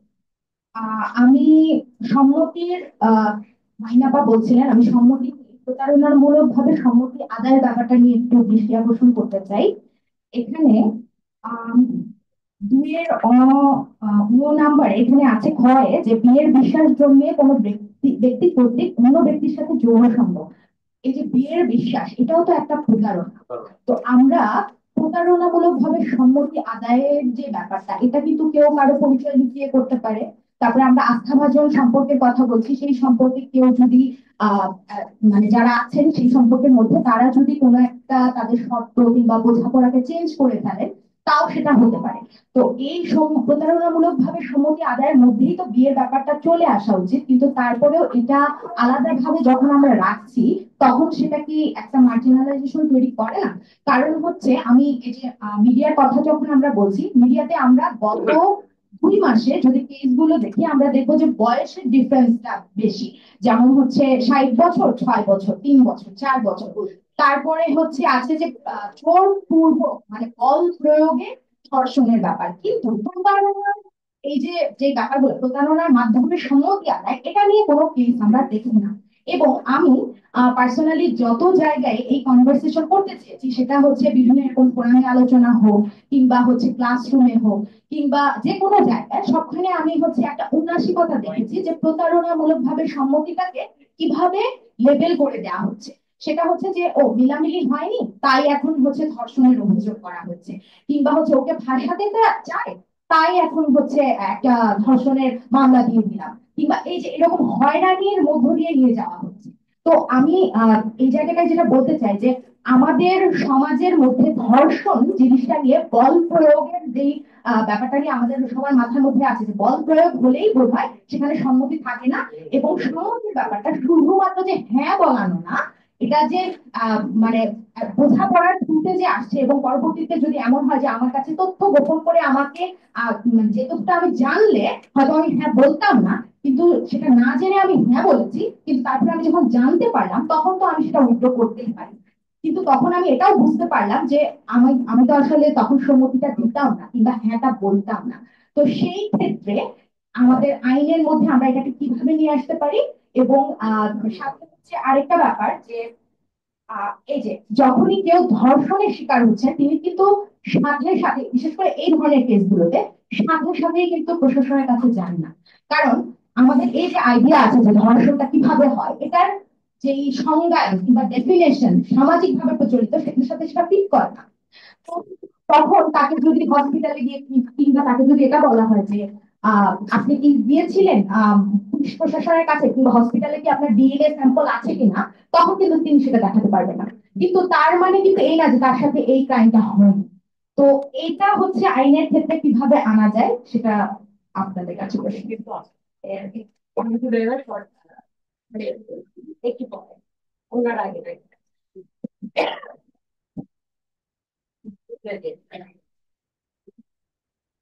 ধন্যবাদ আমাকে সুযোগ দেওয়ার জন্য। আমি জয়া সিকদার। আমার একটা প্রশ্ন আপনাদের কাছে যে রাষ্ট্র তো মনে করেন নারী পুরুষ জেন্ডারের পাশাপাশি অন্যান্য লেখে পাসপোর্টেও আদার দেখা যায়। সেই ক্ষেত্রে এই অন্যান্য লিঙ্গের মানুষ যারা তারা যে ধর্ষণের শিকার হয় সেটা কিন্তু এই ধর্ষণ আইনে কিন্তু উল্লেখ নাই, শুধু নারী এবং শিশু উল্লেখ আছে। তো নারী এবং শিশুরা এবং এই উল্লেখ না থাকার কারণে এই মানুষগুলি কিন্তু আইনি সহায়তা পায় না।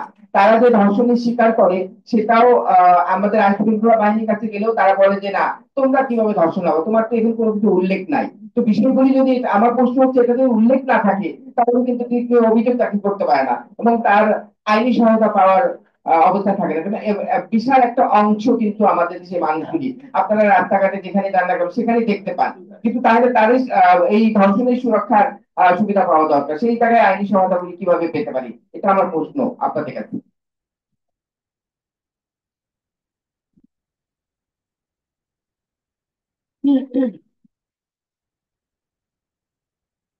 আসসালামু আলাইকুম, অসংখ্য ধন্যবাদ। আমি আসলে কোনো প্রশ্ন নেই আমার। পরিচয়টা হ্যাঁ, আমার নাম তাহসিন নিকি। আমি ইন্ডিপেন্ডেন্ট ইউনিভার্সিটিতে পড়ছি আইন বিভাগে এবং এখানে এসেছি সাইবারটেক ফাউন্ডেশন থেকে। তো আমরা বর্তমানে একটা প্ল্যাটফর্ম গড়ে তুলছি শিশুদের প্রতি সকল ধরনের সহিংসতা প্রতিরোধে, একাই 100 প্ল্যাটফর্ম।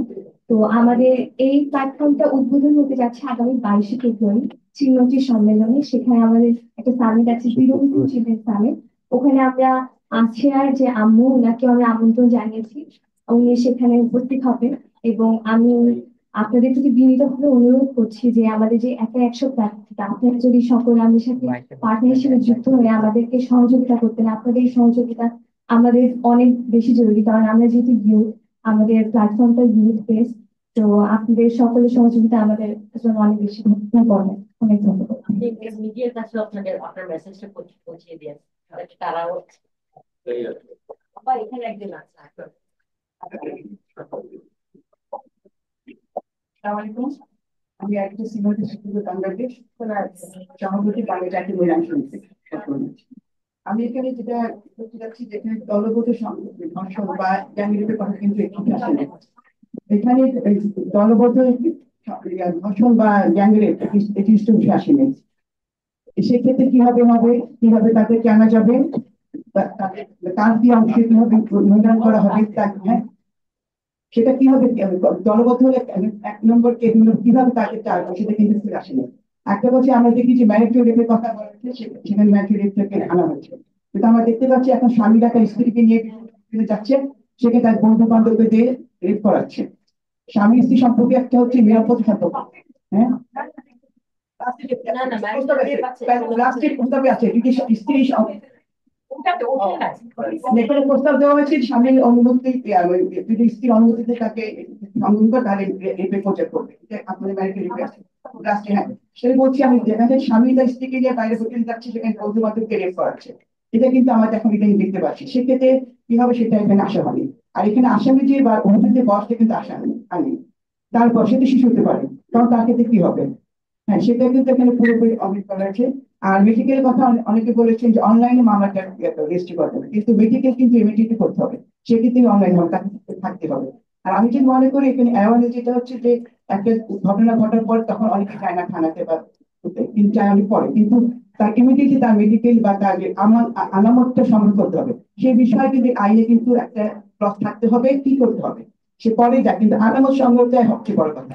আর সাক্ষী সুরক্ষা কথা বলে যে নর্মালি এইটা একটাই একটা কি বলবো যে অপরাধ যেখানে সাক্ষীর শান্তি হয় না, এটা ধরে তো আমাদের কিন্তু সাক্ষীর উপর ডিপেন্ড করে কিন্তু চলবে না। এটা পারদর্শী অবশ্যই সেটা আমার আলামতে কিভাবে সংগ্রহ করতে হবে সেটা আমাকে বলতে হবে।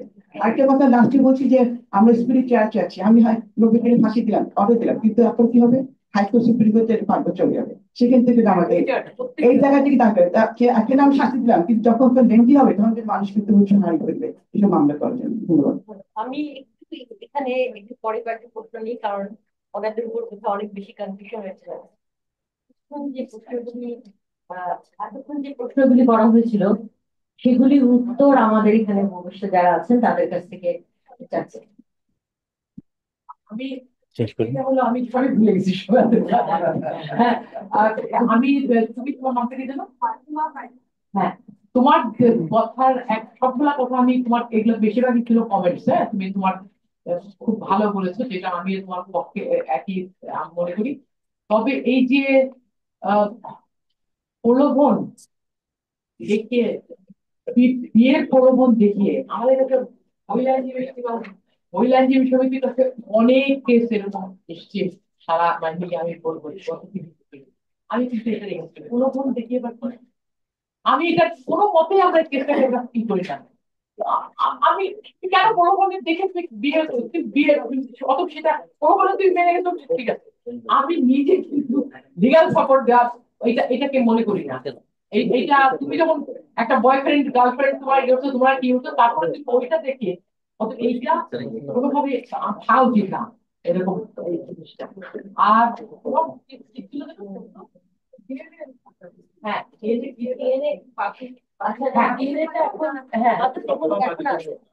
না কিন্তু আমি কিন্তু মনে করি না যে একটা বাধ্যতামূলক হওয়া উচিত, দরকার নাই।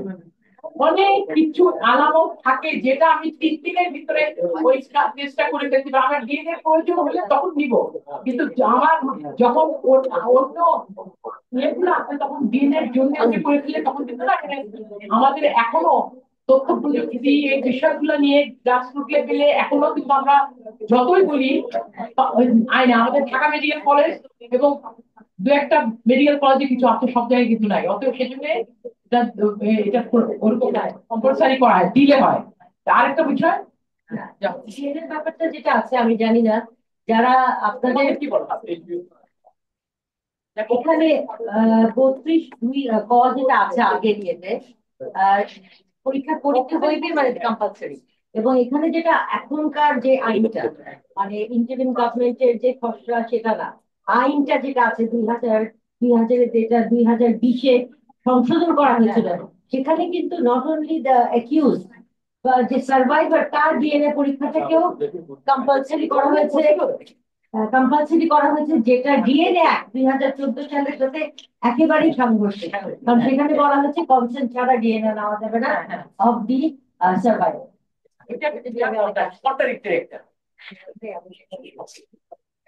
অতএব আমাদের যেটা এই বিষয়গুলা যখন এই এরা কিন্তু প্রত্যেকটা জিনিস যেন দেখতে হবে, এই যে কন্ট্রাডিক্টরি আছে কোথায় কোথায় কি ধরনের আছে, রেফারেন্স কোথায় আছে, হাইকোর্টের জাজমেন্ট এবং রিজনাল লেভেলে। আমার একটা অনুরোধ থাকবে আমাদের ভারতবর্ষ, নেপাল এবং ভারতে যে সমস্ত রেপের উপরে যে সমস্ত জাজমেন্ট আছে এরা আমাদের দেশে এই জাজমেন্ট গুলাকে দেখে গবেষণা করে করে তারপরে আমাদের সঙ্গে সিরিজ অফ মিটিং করে তারপরে যাতে একটা আইনের ফাইনাল খসড়াটা করে, এটা আমাদের আইনমন্ত্রীর কাছে অনুরোধ এবং আমার সরকারের কাছে।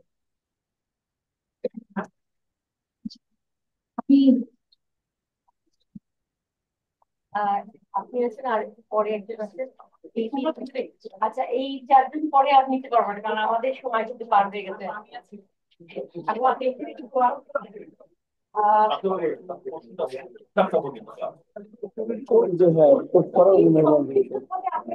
যদি কিছু থাকে এবং প্রস্তাব যদি কিছু থাকে।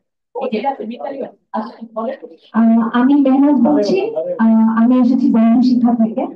তো আমরা আসলে অঞ্চল ভেদে আসলে এই সেক্সুয়াল হ্যারাসমেন্ট বা ধর্ষণের প্রবণতার হার কিন্তু ডিফারেন্ট। রুরাল এবং আরবান এরিয়াতে এটা একটা বিশাল বড় ডিফারেন্স আছে।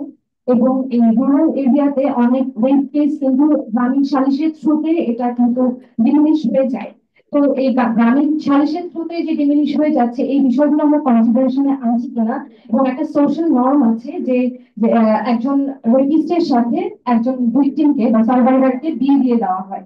এই কালচারটাকে আসলে কিভাবে বন্ধ করা যায় এই বিষয়ে আপনাদের ইনিশিয়েটিভটা আর চিন্তাটা কি সে বিষয়ে আমি একটু জানতে চাচ্ছিলাম।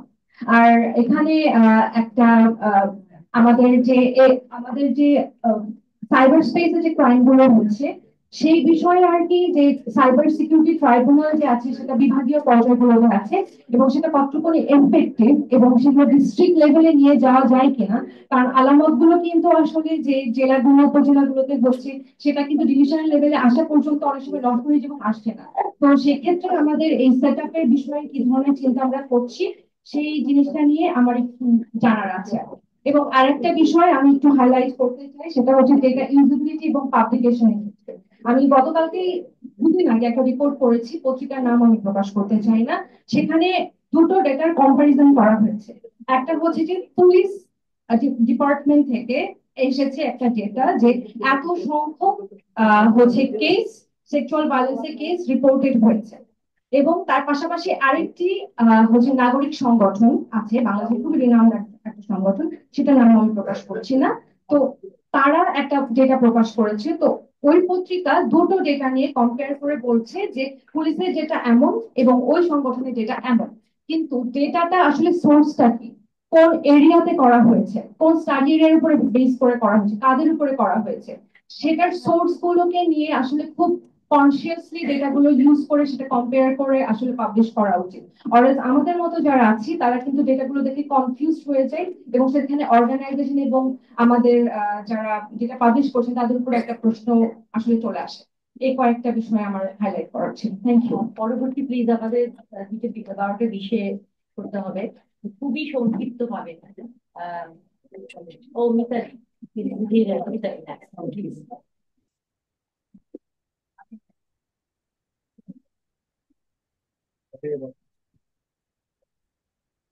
ধন্যবাদ। আমার নাম মিতালি জাহান, আমি একজন আইনজীবী এবং আমি কাজ করছি এখন ব্র্যাকে। আর আমি আর কোয়ালিশনের সাথে একজন সহযোগী আছি। তো খুব অল্প সময়ে আমরা আসলে আমাদের মতামতটা পেপার ফাইল করেছি। এটার মধ্যে আরো অনেক কিছু দেখার সুযোগ আছে এবং এটাকে আমরা আরো বেশি নির্ভর করলে আরো হয়তো কিছু জিনিস পাবো। বাট খুব কুইক যে জায়গাটা আমি বলছি সেটা হচ্ছে যে যেমন 2 এর ইউতে আমাদের সংশোধনীতে অধ্যাদেশে যেটা আসছে সেটা হচ্ছে যৌন কর্ম নামে সংজ্ঞায়িত করা হয়েছে, যেখানে বলা হয়েছে যে অল অবজেক্টকে ইনক্লুড করা হয়েছে। হ্যাঁ, যে মানে সেক্স অর্গানের সাথে সাথে আদার যে অবজেক্ট গুলো আছে সেগুলোকে একটা বলা হয়েছে, কিন্তু একটা কন্ট্রাডিক্টরি সৃষ্টি করবে কিন্তু যখন আমি যৌন কর্ম এবং রেপ এই দুইটাকে আলাদা করে দিচ্ছি। সো এটা কি প্রপারলি ডিফাইন হওয়া উচিত, আদারওয়াইজ এটা মূল আইনের সাথে সাংঘর্ষিক হবে এবং কন্ট্রাডিকশন তৈরি করবে। তো সেই জায়গা থেকে সংজ্ঞার জায়গায় যে রেড কোয়ালিশন যে সংজ্ঞাটার কথা বলেছে এটা একেবারেই খুব ইন্টারন্যাশনাল স্ট্যান্ডার্ডের সাথে মানে সামঞ্জস্য রেখে তৈরি করা, যেখানে বলা হয়েছে যে এবং যে কোনো ব্যক্তির উপর যে মানে কোনো ধরনের ঘটনা, এই ধরনের ধর্ষণের ঘটনা ঘটে, যেমন এখানে জয়াদি বলছিলেন যে হোয়াট অ্যাবাউট যারা ট্রান্সজেন্ডার আছেন তাদের কথা। একটা মেল চিলড্রেন বা একটা ছেলে শিশু কিন্তু একজন মেল যখন ধর্ষণের শিকার হয় সেই তাও মানে তাকেও কিন্তু আমরা ধর্ষণের জায়গাটাতে কোনো বিচার দিতে পারি না। তো সেই জায়গায় সংজ্ঞাটা ইনক্লুসিভ হওয়াটা খুবই জরুরি, যেখানে আপনার মানে এটা কোনো ব্যক্তির উপর অপর কোনো ব্যক্তির যদি কোনো ধরনের এই ধরনের নির্যাতন করে সেটা থাকতে হবে। এবং একটা খুব বড় জায়গা যেটা কনসেন্ট, যেটা প্রলোভন নিয়ে আপনারা কথা বলছিলেন, যে একটা মিউচুয়াল রিলেশনশিপে যদি কনসেন্ট থাকে সেটা নিয়ে পরবর্তীতে আমি এটা নিয়ে এটাকে কোনো মিসইউজ করার সুযোগ আছে। Consent is very very important.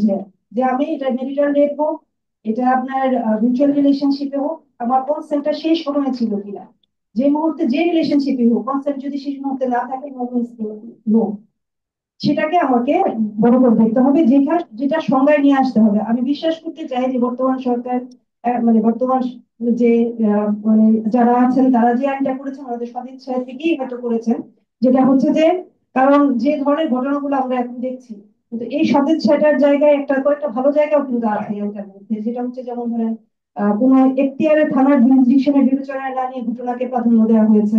কিছু কিছু অবজেক্ট যেটা ছিল না, হ্যাঁ শুধুমাত্র সেক্স অর্গানের কথা ছিল, অন্যান্য অবজেক্টকে নিয়ে আসা হয়েছে। ক্ষতিপূরণ আদায়ের প্রক্রিয়ার উত্তরাধিকার থেকে আনা বিষয়টাকে আসছে। তারপরে আপনার শিশু দর্শনের বিষয়টিকে বিবেচনায় নিয়ে আলাদাভাবে এটা ট্রিট করার কথা বলা হয়েছে, কিন্তু এটা কোনোটাই ইনক্লুসিভ হয়নি। আমি সত্যিকার অর্থে যদি বলতে চাই, এই ছাড়া ছাড়া জায়গায় করাটা কিন্তু না থাকার চেয়েও বেশি ডেঞ্জারাস হয় মাঝে মাঝে। তো সেই জায়গাটায় আমি বলবো যে কোনো জায়গায় বলেছেন কোনো ব্যক্তি অপর ব্যক্তি, আবার কোনো জায়গায় বলেছেন নারী ও শিশুর উপর। তো এই জায়গাগুলোকে খুব ডিফাইন করা উচিত এবং এই ক্ষেত্রে আরো আলোচনার দাবি রাখি এটা আর কি। হ্যাঁ, আর তো আমি আসলে সময় থাকলে আরো বলতাম। আমার এখানে নোট আছে, আমি নিশ্চয়ই আর এনার কোয়ালিশনের সাথে যখন এখানকার টেকনিক্যাল কমিটিতে আছে আমরা আরো পরে আমাদের কাছে যদি সরকার চায় আমরা এই বিষয়টা আমরা জবাব আচ্ছা, চাপে কেন আমাদের দিকে ধন্যবাদ। দিতে পারবো না। আমি আর তিনজনের প্রশ্নটা নিতে পারবো, আচ্ছা চারজন, আর আর দিতে পারবো না। আমি রুমা সুলতানা, আমি মানুষের জন্য ফাউন্ডেশনে আছি, রেড কোয়ালিশনের সাথে আছি। তো আমরা মানে ভাবে কাজ করি কোয়ালিশনের সাথে। তো আমি এখানে জাস্ট একটা খুব স্পেসিফিক একটা যেটা হচ্ছে আমরা বিভিন্ন গবেষণায় দেখি যে সাক্ষীর অনুপস্থিতির কারণে কিন্তু বেশিরভাগ সেন্সিটিভ মামলায় অনেক লেন্দি হয় এবং শেষ পর্যন্ত বিচারের মধ্যে দেখে না। আর সেক্ষেত্রে ধর্ষণের মামলা কিন্তু এটা খুবই গুরুত্বপূর্ণ, যেখানে সাক্ষী নিরাপত্তা এবং উপস্থিতি কারণে কিন্তু না হওয়ার কারণে এখানে আমরা দেখি যে অনেক লেন্দি হয় এবং শেষ পর্যন্ত কোনো মানে যারা ভিকটিম বিচার পাচ্ছে না। তো সেখানে আমাদের এই আইনে যেটা আগেও বলা ছিল এবং এখানেও যেটা আসছে, যেটা হচ্ছে যে ধার্য তারিখে যে সাক্ষী উপস্থিতি এবং সাক্ষীর নিরাপত্তা আদালত প্রাঙ্গণ নিশ্চিত করার যে বিষয়টি, এটা নিশ্চিত করার জন্য প্রত্যেকটা জেলায় একটা মনিটরিং কমিটি গঠনের বিষয়টি বাধ্যতামূলক করা প্রয়োজন। আইনের মধ্যে এটা না আছে, কিন্তু বাধ্যতামূলক যাতে কমিটি গঠন করা হয় এবং সেটা খুবই জরুরি। ধন্যবাদ। পরে আপনাকে জি জি জি please। সবাইকে শুভেচ্ছা। আমার নাম প্রাপ্তি তাপসী। যে বিষয়গুলো আপনারা দেখতে পাচ্ছেন ইদানিং আমরা দেখছি যে এসেছে, আমরা দেখছি যে বিভিন্ন মিডিয়ায় আসিফ নজরুল এই বিষয়টি খুবই স্পষ্টভাবে তিনি ব্যাখ্যা করছেন যে ছেলেদের ধর্ষণের যে বিষয়টি, অর্থাৎ যেটি এখন আইনি বলাৎকার হিসেবে বলা হয়, সেটিও এই ধর্ষণের ক্ষেত্রে ইনক্লুডেড হবে বলে বিভিন্ন পত্র পত্রিকায় সোশ্যাল মিডিয়ায় আমরা দেখতে পাচ্ছি। কিন্তু আমরা যদি সেই অধ্যাদেশটি পড়ি, সেখানে কিন্তু আসলে লিঙ্গ নির্বিশেষে সকলের ধর্ষণের বিষয়টি কিন্তু ইনক্লুডেড নয়। অর্থাৎ আরএলআরসি যে কাজটি দীর্ঘদিন ধরে করছে, অর্থাৎ একটি স্প্রেডেড ডেফিনেশন ধর্ষণের ব্যাপারে, সেটি কিন্তু এখন অধ্যাদেশে নেই। দ্বিতীয় যেটি, সেটি হচ্ছে রেপ শিল্ড ল। অনেক বছর আগেই আমরা দেখেছি যে ভারতে রেপ শিল্ড ল কিন্তু করা হয়েছে, যেখানে ভিকটিমদের সুরক্ষা থেকে শুরু করে তাদের ক্যারেক্টার অ্যাসাসিনেট যেন কেউ করতে না পারে সেই ব্যাপারে তারা কাজ করছে। সেই জায়গায় বাংলাদেশে 2011 সালে সেটা খসড়াটি প্রণয়ন করা হলেও এখনো কিন্তু সেটি পুনর্বিবেচনা করে আমরা পাশ করতে দিচ্ছি না। অর্থাৎ রেপ শিল্ড লটি আমাদের জন্য খুবই গুরুত্বপূর্ণ। এবং সর্বশেষ আমি যেটি বলতে চাই সেটি হচ্ছে ভিকটিম ব্লেমিং নিয়ে, ক্যারেক্টার অ্যাসাসিনেশন নিয়ে। এটি নিয়ে আমাদের অনেকের মধ্যেই অনেক ধোঁয়াশা আছে। আমরা জানি যে দীর্ঘদিন ধরে আমাদের সকলের সম্মিলিত প্রয়াসের ফলেই আমরা দেখেছি যে সাক্ষ্য আইনের 172-এর 4 ধারা কিন্তু বাতিল করেছিল 2022 সালে তৎকালীন আওয়ামী লীগ সরকার। কিন্তু সেটি সেই আইনের খসড়াটিতে যেটি পাশ হয়েছিল, সেখানে 146-এর 3 ধারায় এটি বলা আছে যে আদালত চাইলে ন্যায় বিচারের স্বার্থে বিচারকের অনুমতি নিয়ে তাহলে তাকে ভিকটিমের চরিত্র নিয়ে প্রশ্ন করা যাবে। তো সেই বিষয়টি কিন্তু আমরা যতবার লাইমলাইটে আনতে চেয়েছি তখন কিন্তু সেটি লাইমলাইটে আসেনি। অর্থাৎ আমরা যে ভিকটিম ব্লেমিং এর কথা বলি, যে আইনটি দ্বারা সেটি বাতিল করা হলো, আবার 146 কিন্তু একই জিনিস ভিকটিম ব্লেমিং কিন্তু আবার করতে পারবে, জাস্ট ন্যায় বিচারের স্বার্থ। আর হচ্ছে মাননীয় আদালত, বিজ্ঞ আদালত কিংবা আইনজীবী, তারা হচ্ছে গেট কিপার হিসেবে থাকবেন। তো আমাদের বর্তমানে বাংলাদেশ রাষ্ট্রের যে যারা বিচারক থাকেন কিংবা বিচারক প্রক্রিয়া যে প্রক্রিয়া থাকে, সেখানে যে জেন্ডার সংবেদনশীলতা নেই সেটা তো আমরা জানি। তাহলে 146 নিয়ে যে পরিমাণ আসলে কথা বলা দরকার সকল জায়গা থেকে, সেই কথাটা কিন্তু এখন আসছে না। আমাদের এই ভিকটিম ব্লেমিং এর ধারাটি বাতিল করতে হবে, কারণ আমরা দেখেছি যে প্রতিবেশী রাষ্ট্র ভারত সেই 146-এর 3 ধারা সম্পূর্ণ বাতিল করেছে। ভুক্তভোগীর চরিত্র নিয়ে কোনো প্রশ্ন করা যাবে না, কেউ সেখানে গেট কিপার থাকবে না, এবং সেই রেপ শিল্ড লটি তারা প্রদান করেছে। ধন্যবাদ।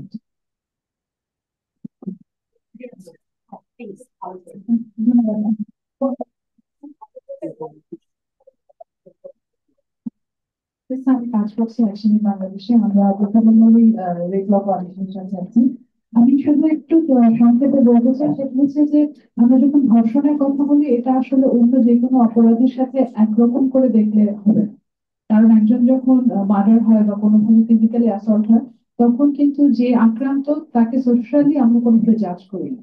কিন্তু একজন যখন ধর্ষণের শিকার হয়, তখন সে শুধুমাত্র আক্রান্ত হয় বা ভুক্তভোগী হয় আইনগত ভাবে না, সামাজিকও কিন্তু এর একটা অনেক বড় প্রেক্ষাপট আছে। তো অন্য যে কোনো আইন আমরা যেভাবে তৈরি করি বা যেভাবে চিন্তা করি, ধর্ষণ আইন যদি ঠিক একই ফরম্যাটের মধ্যে আমরা ফেলে দিই, এটা কিন্তু যে উদ্দেশ্যে বানানো সেই উদ্দেশ্যটা কখনোই সফল হবে না। তো যার জন্য রেপ ল রিফর্ম যে কোয়ালিশনটা আছে, আমরা দীর্ঘদিন ধরে আমাদের 10টা দাবি নিয়ে কাজ করে যাচ্ছি। এবং এই দাবিগুলো কিন্তু ওই সমস্ত বিষয়কে চিন্তা করেই করা, যে কারণ একজন যখন ধর্ষণের শিকার হয়, তখন তার পরবর্তী প্রতিটি পদক্ষেপে তাকে এক ধরনের চ্যালেঞ্জের মধ্যে দিয়ে যেতে হয়। তো যে আইনটি হবে, আমাদের সবসময় প্রত্যাশা যে সেই আইনটি এমন একটা কম্প্রিহেন্সিভ আইন হবে যে যে এই নির্যাতনের শিকার হবে, এই কষ্টের মধ্যে দিয়ে যাবে, পরবর্তীতে যেন সব ধরনের সহযোগিতা কার্যকর করা যায়। এবং এটার প্রথম এবং প্রধান শর্তটি হলো যে একটা খুব কম্প্রিহেন্সিভ আইন যেটার মধ্যে দিয়ে আমরা এটা পূরণ করতে পারবো। এবং আমাদের সবসময় প্রত্যাশা ছিল এরকম যে আমরা হয়তো একটা এরকম আইন পাবো। এটা ভালো উদ্যোগ যে এখন একটা সংস্কার হয়েছে, কিন্তু সেই সংস্কারে আসলে আমাদের এই যে দীর্ঘদিনের চাওয়া যে দাবি সেটার আসলে রিফ্লেকশনটা আমরা সেভাবে দেখতে পাচ্ছি না। যেটা মাহিনাপা বলার চেষ্টা করেছেন যে আমাদের সাথে তো কেউ কথা বলে, যে এতগুলো সংগঠনের এতদিনের রেকর্ডের তো কিছু একটা ফল আছে। আমরা তো সবসময় কমিউনিটির সাথে কথা বলেছি, যারা এই কষ্টের ভিতর দিয়ে যায় তারা কি চায় সেটা আমরা জেনেছি, সেটা আমরা রিফ্লেক্ট করেছি আমাদের দাবির মধ্যে দিয়ে। তো এই জিনিসটা যদি আসলে আলটিমেটলি যে লটা হতে যাচ্ছে সেটাতে রিফ্লেক্ট না করে, তাহলে আমরা যাদের সাথে কাজ করি তাদের কাছে আমাদের যে দায়বদ্ধতা সেখানেও আমরা প্রশ্নবিদ্ধ হই যে তারা তো আমাদেরকে জানিয়েছে তারা কি চায়। আবার আমাদের যে এতদিনের রেকর্ড সেটা আমরা যেখানে দেখতে চাই সেটাও আমরা পাচ্ছি না। তো এই হতাশার জায়গাটা আমরা আশা করি যে থাকবে না, এবং কোনো তাড়াহুড়োর কিছু নেই। আমরা দেখেছি এর আগেও আমরা যখনই ধর্ষণ আইন নিয়ে কথা বলেছি তখনই এক ধরনের আহ আহ, মানে চাঞ্চল্য, মানে কি বলবো, এটা খুবই জনপ্রিয়তার একটা সুযোগ হিসেবে যে ঠিক আছে মৃত্যুদণ্ড দিয়ে দিলাম, কিন্তু আমাদের চাওয়া তো তা ছিল না। তো ওই জনপ্রিয়তার দিকে না তাকিয়ে আসলে প্রয়োজনটাকে অ্যাড্রেস করে একটা পূর্ণাঙ্গ আইন যেন হয়, সেখানে আমাদের সবসময় চাওয়া থাকবে রেড রিফর্ম কোয়ালিশনের পক্ষ থেকে। এবং আমরা সবসময় প্রস্তুত আছি যে যে কোনো ধরনের সহযোগিতা আছে আমাদের কাছ থেকে জানতে চাওয়া হলে আমরা সবসময় এটা দেওয়ার জন্য প্রস্তুত আছি। ধন্যবাদ। আর আর প্রশ্ন দিতে পারছি না আপনার তো, আমি আপনি আর কেউ হাতে দিচ্ছেন না আপনার কি আমি সেটা পারবে, আমি সেটা পারবে। ধন্যবাদ। সেদিনা পারভীন, বাংলাদেশ নারী পুলিশের সংঘ। আমি যে প্রশ্নটা করতে চাচ্ছিলাম, সুপারিশটা ছিল চলে এসেছে, যে আসলে যে ধর্ষণের শিকার হয় তাকে প্রমাণ করতে হয় যে আমি ধর্ষণের শিকার হয়েছি বিভিন্ন ভাবে, ডাক্তারি সিস্টেম আছে। এবং যেটা হচ্ছে সরাসরি সাক্ষীর যে ব্যবস্থাটা, আসলে এক্ষেত্রে সাক্ষী রেখে কেউ ধর্ষণ করে না। আর আমাদের দেশে হচ্ছে যেটা তাকে প্রমাণ করতে হয়। আমার যেটা হচ্ছে যে এখানে যে ধর্ষণ করবে তাকে প্রমাণ করতে হবে যে সে ধর্ষণ করে নাই, এই ব্যবস্থা তার জন্য রাখা। হ্যাঁ, তার জন্য রাখতে হবে যে সে ধর্ষণ প্রমাণ করে নাই, তো সেই প্রমাণ করুক, ভুক্তভোগী নয়। আর এখানে যেটা হচ্ছে যে ডাক্তার, পুলিশ এবং যারা আইনজীবী আছেন এর সাথে যারা লড়বেন বা জড়িত থাকবেন, সেক্ষেত্রে যদি তারা মিথ্যা কোনো তথ্য দেয় তাদেরও আইনের আওতার মধ্যে অবশ্যই আনতে হবে, যাতে করে এটা একটা দৃষ্টান্তমূলক ব্যবস্থা, যাতে মানে ভবিষ্যতে কেউ এটা না করতে পারেন।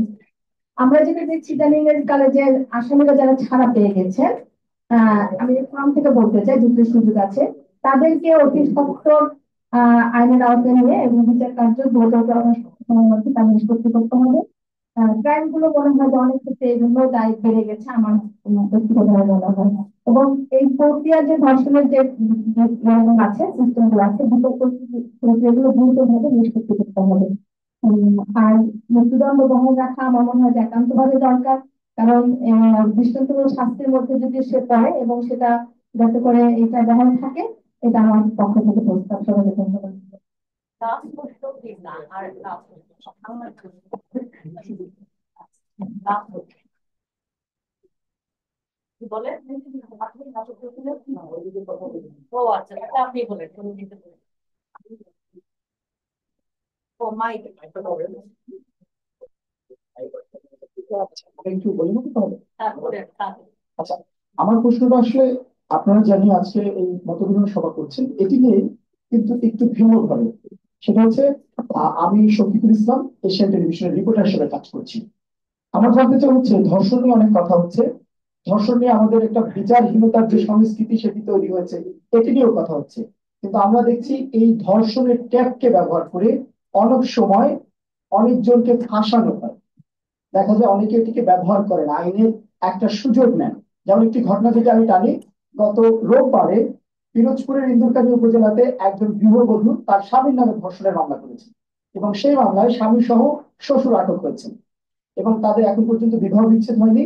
তারা বিবাহ করেছেন গত 8 জানুয়ারি, এবং সেটা আদালতের মাধ্যমে।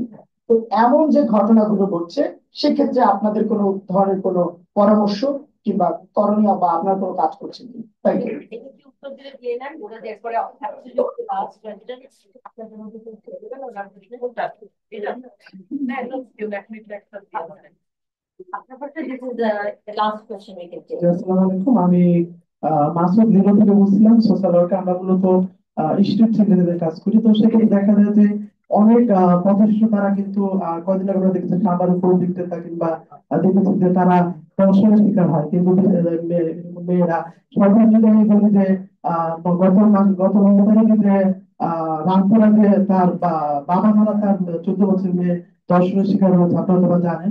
তো এই যে এই তার ফ্যামিলিতে তার সাথে কিন্তু আরো যখন একটা ছেলে ছিল 5 বছর, একটা মেয়ে ছিল 6 বছরের, এবং 14 বছর মেয়ের সাথে তার এই ঘটনা সে করেছে। এবং তিনি যখন তার হেফাজতে নিয়ে আসছে, ও তার কিন্তু আর কোনো বাচ্চাদের ওদের কোনো ছিল না তাদের রাখার জন্য। তো সেক্ষেত্রে পুলিশ কিন্তু ওই মেয়ের সময় তার 3 মেয়েকে ছেলে মেয়েকে পুনর্বাসন করার একটা চেষ্টা করছে। কিন্তু আমি দেখতে পাই যে সরকারের ক্ষেত্রে যে এই ঘোষিত ব্যক্তি তাকে পুনর্বাসনের জন্য সরকারের তেমন কোনো নীতি বা সে ধরনের একটা মানসিক প্রভাব চলে যায়, তার ওই ঘটনাকে দূর করার জন্য সরকারের যে দীর্ঘমেয়াদী কোনো আছে কিনা, এইটা আইনে কিনা মানে দেখতে এটা খুব আসলে একেবারে গুরুত্বপূর্ণ ছিল। এই ঘটনার ভেতরে সে চলে যায়, ওই সময় ঘটনার ভেতরে চলে যায়, এই কারণে সে কখনো বেরোতে পারে না। তখন তাকে মানে ঘটনা থেকে বের করার জন্য তাকে একেবারে কোনো বিষয়ের জন্য যখন কোনো স্পেশালি সরকার না নেয় এবং কোনো চিকিৎসা ব্যবস্থা না নেয় তাহলে এটা আসলে জানতে পারছি সাজেশন মোর দ্যান কোয়েশ্চেন, এবং যারা রেড পলিশন এটা এখন আমরা একটু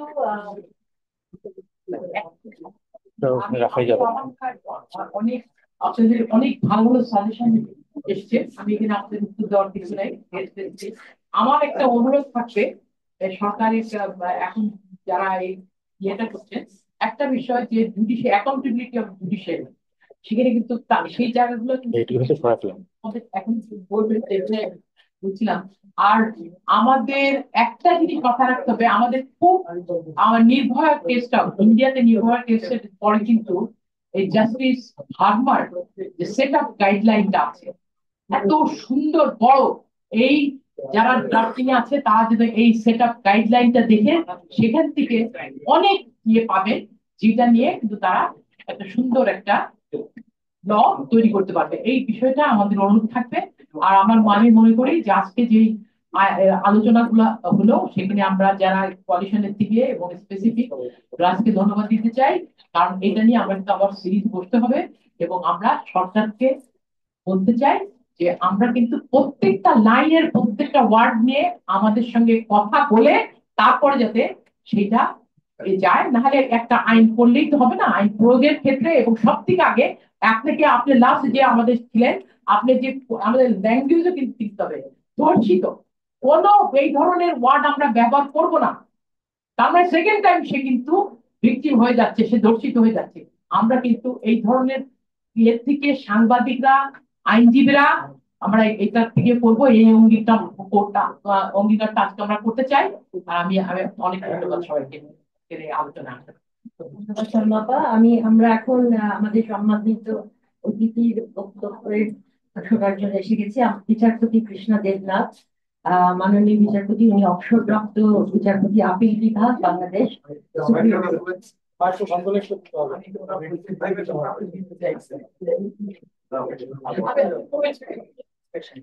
আমি আমি ওনার আমরা আমাদের অভিজ্ঞতা হচ্ছে ওনাদের সঙ্গে কাজ করার।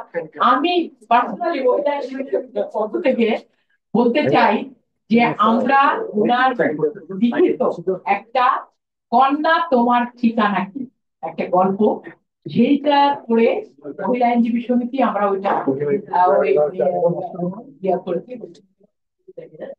ফ্লিপ করেছি এবং সেখানে ড্রামা, সেখানকার তৎকালীন আইনমন্ত্রী আমাদের সেই ড্রামার একজন ছিলেন, অভিনেতা ছিলেন, তারপরে এছাড়া অনেকেই ছিলেন। এটা কিন্তু একেবারে ডোমেস্টিক, সেটা কিন্তু খুবই একটা সেন্সিটিভ একটা কেস। আমি সেই জন্য আজকে ওনাকে পেয়ে আমরা সবাই আমি মনে করি যে একেবারে এই ধরনের একজন বিচারপতি যে মানুষের সঙ্গে থেকে কাজ হবে। আজকের অনুষ্ঠানের মাননীয় সভাপতি এবং উপস্থিত সকলে, আপনাদের কাছে আমি কৃতজ্ঞতা জানাই আমাকে এখানে ডাকার জন্য, কারণ আমি বেশ কিছুদিন আমার পারিবারিক কারণে দেশের বাইরে ছিলাম। তো এসছি মাত্র 2 সপ্তাহ হলো, জেট ল্যাগ এখন কেটে ওঠে না। তো আমি আপনাদের আমন্ত্রণ পেয়ে এবং আজকের এই সাবজেক্টটা জেনে না করতে পারলাম না, চলে আসলাম। আহ কোথা থেকে শুরু করি? এই বিষয়টা নিয়ে আসলে সারাদিন আলোচনা করা যায়। 10 মিনিট সময় দিলে 10 মিনিটে শেষ করা যায়, 10 ঘন্টা সময় দিলে 10 ঘন্টায় শেষ করা যায়। তো যেহেতু আমাদের হাতে 20 মিনিটের মতো সময় আছে, ছোট্ট করে বলি। 1985 সালে আমি যখন সাবজেক্ট হিসাবে, এটাকে কি বলে এখন, জয়েন্ট ডিস্ট্রিক্ট জাজ বলে, জয়েন্ট ডিস্ট্রিক্ট জাজ হিসাবে জামালপুরে বদলি হলাম। তখন সেখানে অ্যাডিশনাল ডিস্ট্রিক্ট জাজ ছিলেন না। তো যার ফলে তখন কিন্তু নারী শিশু নির্যাতন দমন আইনও হয়নি এবং সেই আলাদা বিচারকও হয়নি। আমরা সাবজেক্ট যারা ছিলাম, জয়েন্ট ডিস্ট্রিক্ট জাজ যারা ছিলাম, তারাই এই 376 এই মামলাগুলো করতে হতো। এখন আমি যখন জামালপুরে গেলাম, প্রথম দিনের কথাটাই বলি, তাহলে বোধহয় একটু হালকা চালে তারপরে আমরা আসল কথায় যাব। প্রথম দিন যাবার পরে বিপি স্যার আসলেন আমার রুমে, এসে বললেন, দিদি কেমন আছেন? তো আমি ভাবলাম যে এই তো বিপদ হয়ে গেল। তা আমি বললাম যে আচ্ছা, আপনি এর আগে যিনি ছিলেন এখানে জজ, তাকে কি দাদা কেমন আছেন বলতেন? তো উনি বললেন, মানে একটু ভুলে গেলেন। তো বেশি কথা জমলো না, উনি চলে গেলেন। একটু পর ডিস্ট্রিক্ট জাজ আমাকে ডেকে পাঠালেন, কৃষ্ণা তুমি কি বলেছো বিপি সাহেবকে? উনি তো এসে বলছেন, হ্যাঁ এই সর্বনাশ, উনি এসে তো আমাকে কি, আমি কি বলেছি? আমাকে উনি গিয়ে বলছেন, দিদি কেমন আছেন? তা আমি বলেছি যে এর আগে যিনি ছিলেন তাকে কি আপনি দাদা কেমন আছেন বলেছেন? তাহলে আমি জানি যে এখানকার ট্র্যাডিশন ঠিক আছে। তো এই হলো আমাদের শুরু। তারপর যেটা হলো, তার দুদিন পরই বাদ থেকে সকলে গেলেন ডিস্ট্রিক্ট জাজের কাছে, কারণ তখন ওখানে একটাই এই আদালত ছিল, অ্যাডিশনাল ডিস্ট্রিক্ট জাজ ছিল না। যার ফলে 376 এর মামলাগুলো আমাকে করতে হবে। তো সেটা কিন্তু 1985 সাল, সেটা একটু মনে রাখবেন। এবং আমি কিন্তু আজকে বলতে খুব ভালোবাসি যে আমি রানিং 70 ইয়ার্স, আমার এখন 70 চলছে, কিছু বাকি আছে, তবে সত্যি বলতে ভালো লাগে বেশ একটা রাউন্ড ফিগার, সেজন্য। তো এখন সেখানে গিয়ে সমস্ত লয়াররা গিয়ে তাকে বললেন যে আমরা ওনার কোর্টে 376 করতে চাই না, কেননা আমরা ভিকটিমকে তাদের মনের মাধুরী মিশিয়ে জেরা করতে পারবে না। এই হলো 1985 সালের কোর্টের অবস্থা। আমাকে জজ সাহেব আবার ডেকে পাঠালেন, কৃষ্ণা তোমার কোর্টে তো 376 করতে চাচ্ছে না, এখন কি করব? আমি দেখলাম আমি যদি না করি আজকে যে 376 এর মামলা আমি করতে পারবো না, তাহলে আমার পরবর্তীতে যত মেয়েরা আসবে, মেয়েরা আসছে, আমরা প্রথম দিকে 2 একজন মেয়ে ছিলাম তখন, তো আমি বলেছি যে আমার কোনো সমস্যা নেই, আমি করতে পারবো। তুমি বলছেন ওখানে খুব বাজে বাজে কথা বলে, বুঝতে পেরেছো, মানে অনেক রকম। আমার তো কোনো সমস্যা নেই, করতে পারবো আমি। এবং আমি ওখানে 3.5 বছর ছিলাম।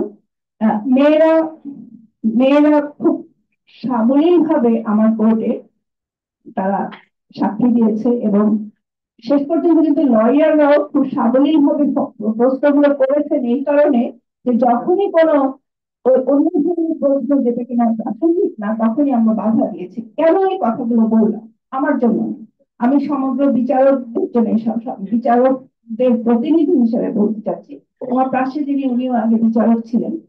আমি মনে করি যে আমরা বিচারকরা যদি সঠিকভাবে কাজ করি, আমি একটা একটা আমার আমার আমার সত্যিকার অর্থে আমার, যখন আমি অ্যাপিলেট ডিভিশন থেকে ফেয়ারওয়েল নেই, তখন আমি একটা কথা বলেছিলাম যে ইন্ডিপেন্ডেন্সি অফ জুডিশিয়ারি যদি কাগজে কলমে একেবারে সাংঘাতিক ভাবেও এসে যায়, গুলিয়ে খাওয়ানো যায় রাষ্ট্রকে, এবং ইন্ডিপেন্ডেন্স অফ জুডিশিয়ারি আসে, কিচ্ছু হবে না যতক্ষণ পর্যন্ত একজন বিচারক তার মনকে ইন্ডিপেন্ডেন্ট না থাকবে।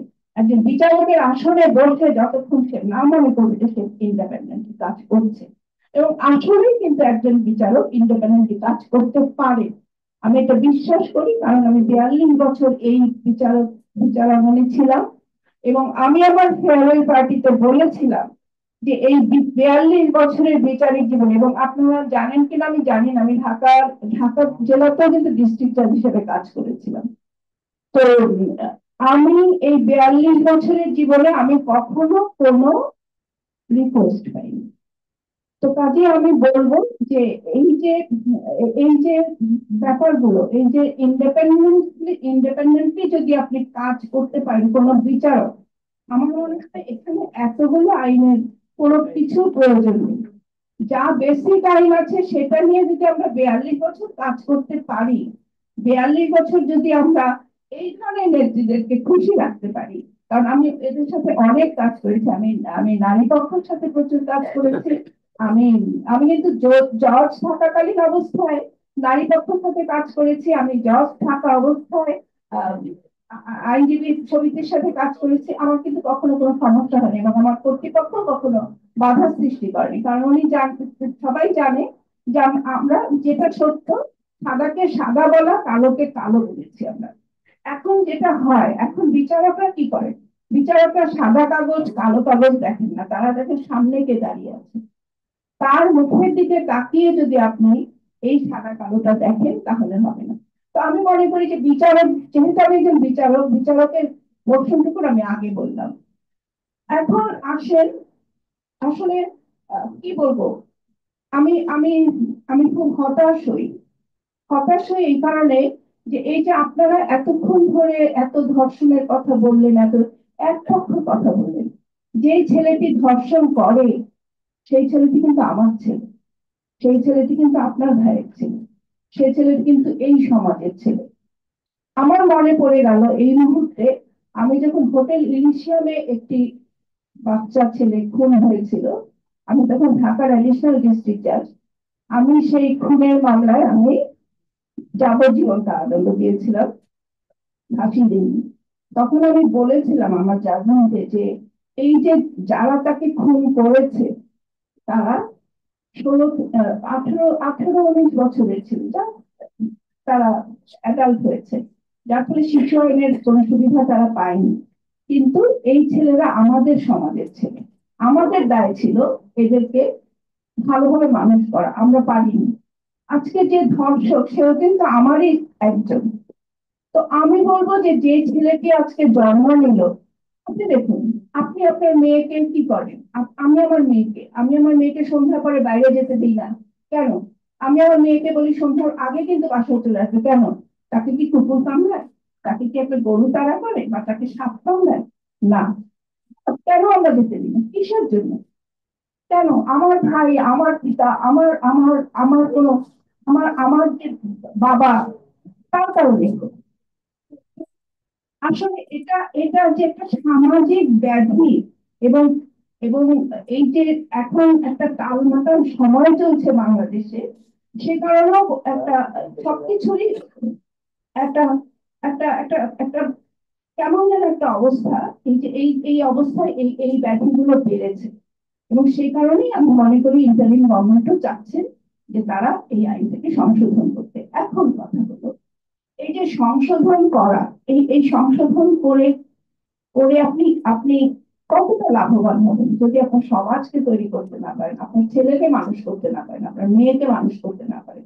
আপনি আপনি দেখুন, এখানে এখানে যে ধরনের কথাগুলো বলা হয়েছে, যে যে অ্যামেন্ডমেন্ট গুলো আনার চেষ্টা করা হয়েছে, আমি সবগুলো কিন্তু পয়েন্ট আউট করেছি, আসলে সময় নেই আমি আর বলছি না। আমার মনে হয় আপনাদের প্রচুর বসতে হবে এটা নিয়ে, এইভাবে হয় না, এই 2 ঘন্টায় লোকজন নিয়ে হবে না, হবে আপনারা গোল টেবিলে বসুন। এবং আপনারা যদি মনে করেন প্রয়োজনে আমাকে ডাকবেন, আমি এখন একদম ফ্রি। আমি আমি কোনো কন্ট্রাক্ট সার্ভিসে যাইনি। আমি আপনাদেরকে বলি যে আমি যখন রিটায়ার করেছি, জানেন যে রিটায়ার করার পরে একটা দুটো তিনটা কন্ট্রাক্ট সার্ভিসে অনেকে অফার আসে, অনেকে তদবির করে। আমি তদবিরও করিনি, অফার এসছে আমি নিইনি, কখনো আমি যাবো না। আমি বলেছি 10টা 5টা জীবন শেষ, আমি আর 10টা 5টা জীবনের মধ্যে যাব না। এই খাচ্ছি যাচ্ছি ঘুরছি ফিরছি, আমাকে বলেছিল যে আহ আপনি রিটায়ার করার পরে, আমার চিফ জাস্টিস জিজ্ঞেস করেছে রিটায়ার করার পর কি করবেন, আমি বলেছিলাম যে পায়ের উপরে পা তুলে টেলিভিশন দেখবো। তো বলছে টেলিভিশন দেখলাম যে হ্যাঁ ওই যে সিরিয়াল দেখবো, ফুচকা চালি হয়, এই এই এর পিছনে সে লাগে, খুব মজা লাগে, এটা দেখবো। বলেছে আর কি করবো, বলেছিলাম বই পড়বো। হ্যাঁ, বলেছিলেন যে আর কি করবে, তাহলে সব ঘুমাবো। তো কিন্তু কি কোনোটাই করতে পারিনি, কোনোটাই করতে পারিনি। করেছি, একদম যে করিনি তা না, একটু বলি। আমি সময় নেব না, আমার সময় শেষের 5 মিনিট আগে বলবেন আমাকে। আমি আমি আমি আমার একটা স্বপ্ন ছিল, কারণ আমি কাজ করতে গিয়ে দেখি, আমি কিন্তু প্রসঙ্গের একটু বাইরে চলে যাচ্ছি, কিন্তু আমার মনে হয় একেবারে অপ্রাসঙ্গিক নয়। আমি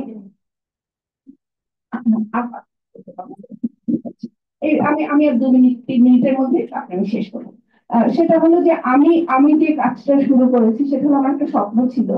আমি দেখেছি যে এই যে আমি একটা একই ঘটনা প্রমাণিত হয়, একই ঘটনা প্রমাণিত হয় না। তো আমি রিটায়ার করার পরে আমি একটা প্রস্তাব দিয়েছিলাম বাংলাদেশ টেলিভিশনে। সেই টেলিভিশনটাতে কেন দিয়েছিলাম? কারণ আমি দেখেছিলাম যে আহ, যে বাংলাদেশ টেলিভিশনের পর্দাটাই একমাত্র জনগণের পর্দা, আর বাকি পর্দাগুলো সব ব্যক্তি মালিকানা। তো আমি আমি বিশ্বাস করেছিলাম যে জনগণের জন্য যেহেতু আমি কাজটা শুরু করবো, সেটা বাংলাদেশ টেলিভিশনে করবো। তো বাংলাদেশ টেলিভিশনে শুরু হয়েছিল, কি কারণে যেন এখন বোধ বন্ধ আছে, ঠিক আছে বন্ধ থাকুক, আমি অন্যখানে চলে যাব, যদি তারা ডাকে আবার করবো, সেটা নিয়ে আমার কোনো মাথা ব্যথা নেই, আমি করবো।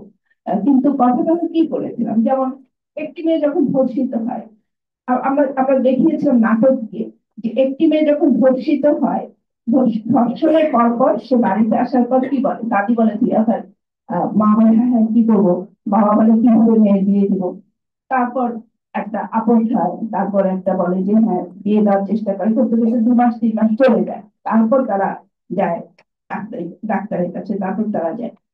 কিন্তু সেই একই ঘটনায় যখন মেয়েটি আসে, ধর্ষিত হয়, মেয়ের বাবা মা তার পাশে দাঁড়ায়, সাথে সাথে ডাক্তারের কাছে নিয়ে যায়, সাথে সাথে মামলা করে, সেখানে কিন্তু যাবজ্জীবন কারাদণ্ড হয়।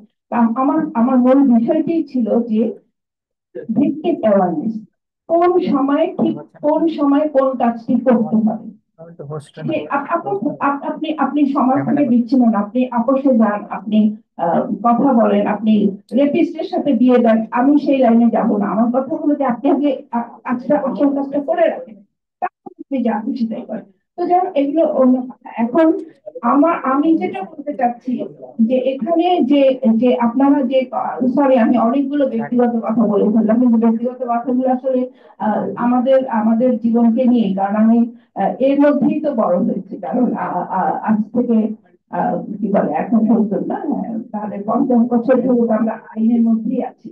তো কাজেই ব্যক্তিগত কথাও আইনের কথাই হয়েছে। এখন এখানে যেটা হয়েছে, আমি একটা একটা কথা একটা বোধহয় প্রশ্নের উত্তরটা আসেনি, সেটা হলো যে অন্যান্য লিঙ্গের, এটা বলেছেন হলো জয়া নামে একজন, যে অন্যান্য লিঙ্গটা আসেনি, আসলে এটা আসা উচিত, আপনারা নিশ্চয়ই দেখবেন।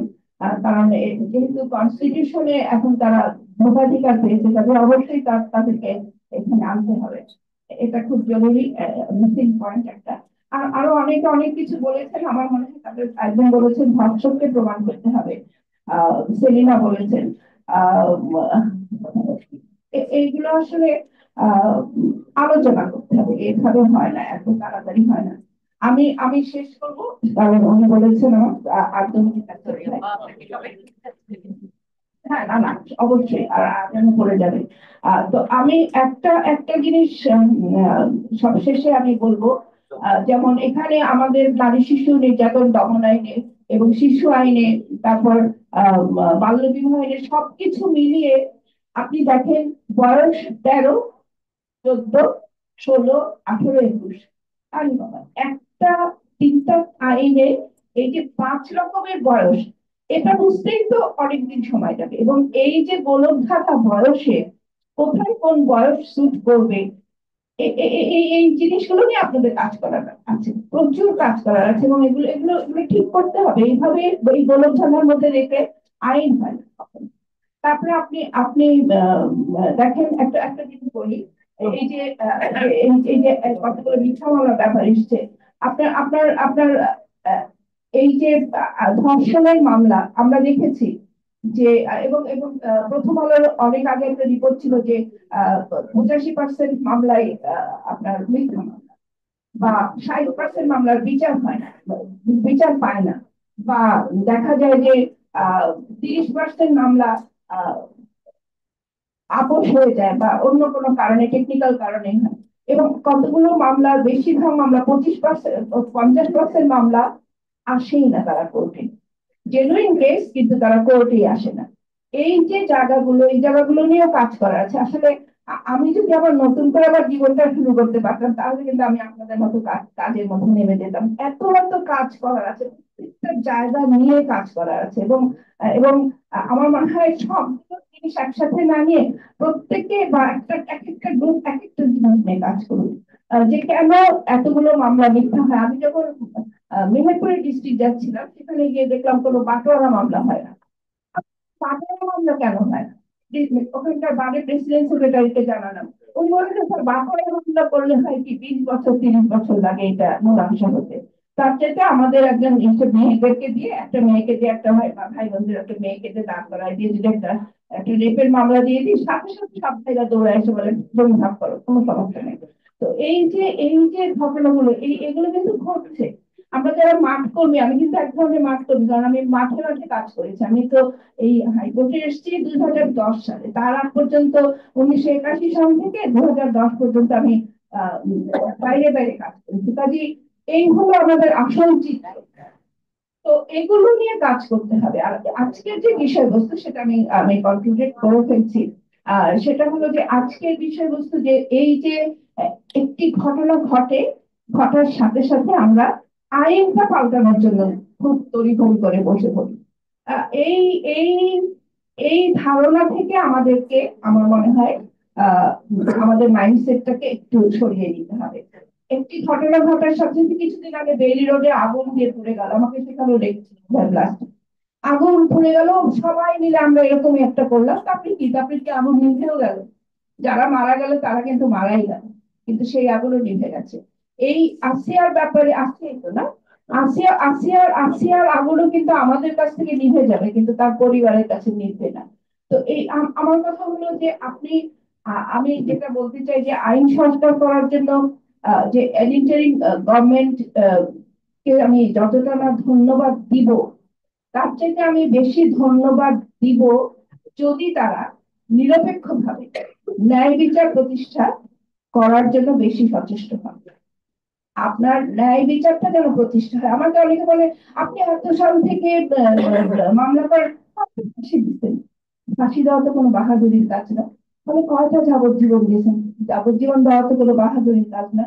আপনার আপনার আত্মতৃপ্তি তখনই হবে আপনি কয়টা ন্যায় বিচার করেছেন, আপনি কয়টা ফাঁসি দিয়েছেন, কয়টা যাবজ্জীবন দিয়েছেন, কয়জনকে খালাস দিয়েছেন। সেটাতে কোনো বাহাদুরি নেই।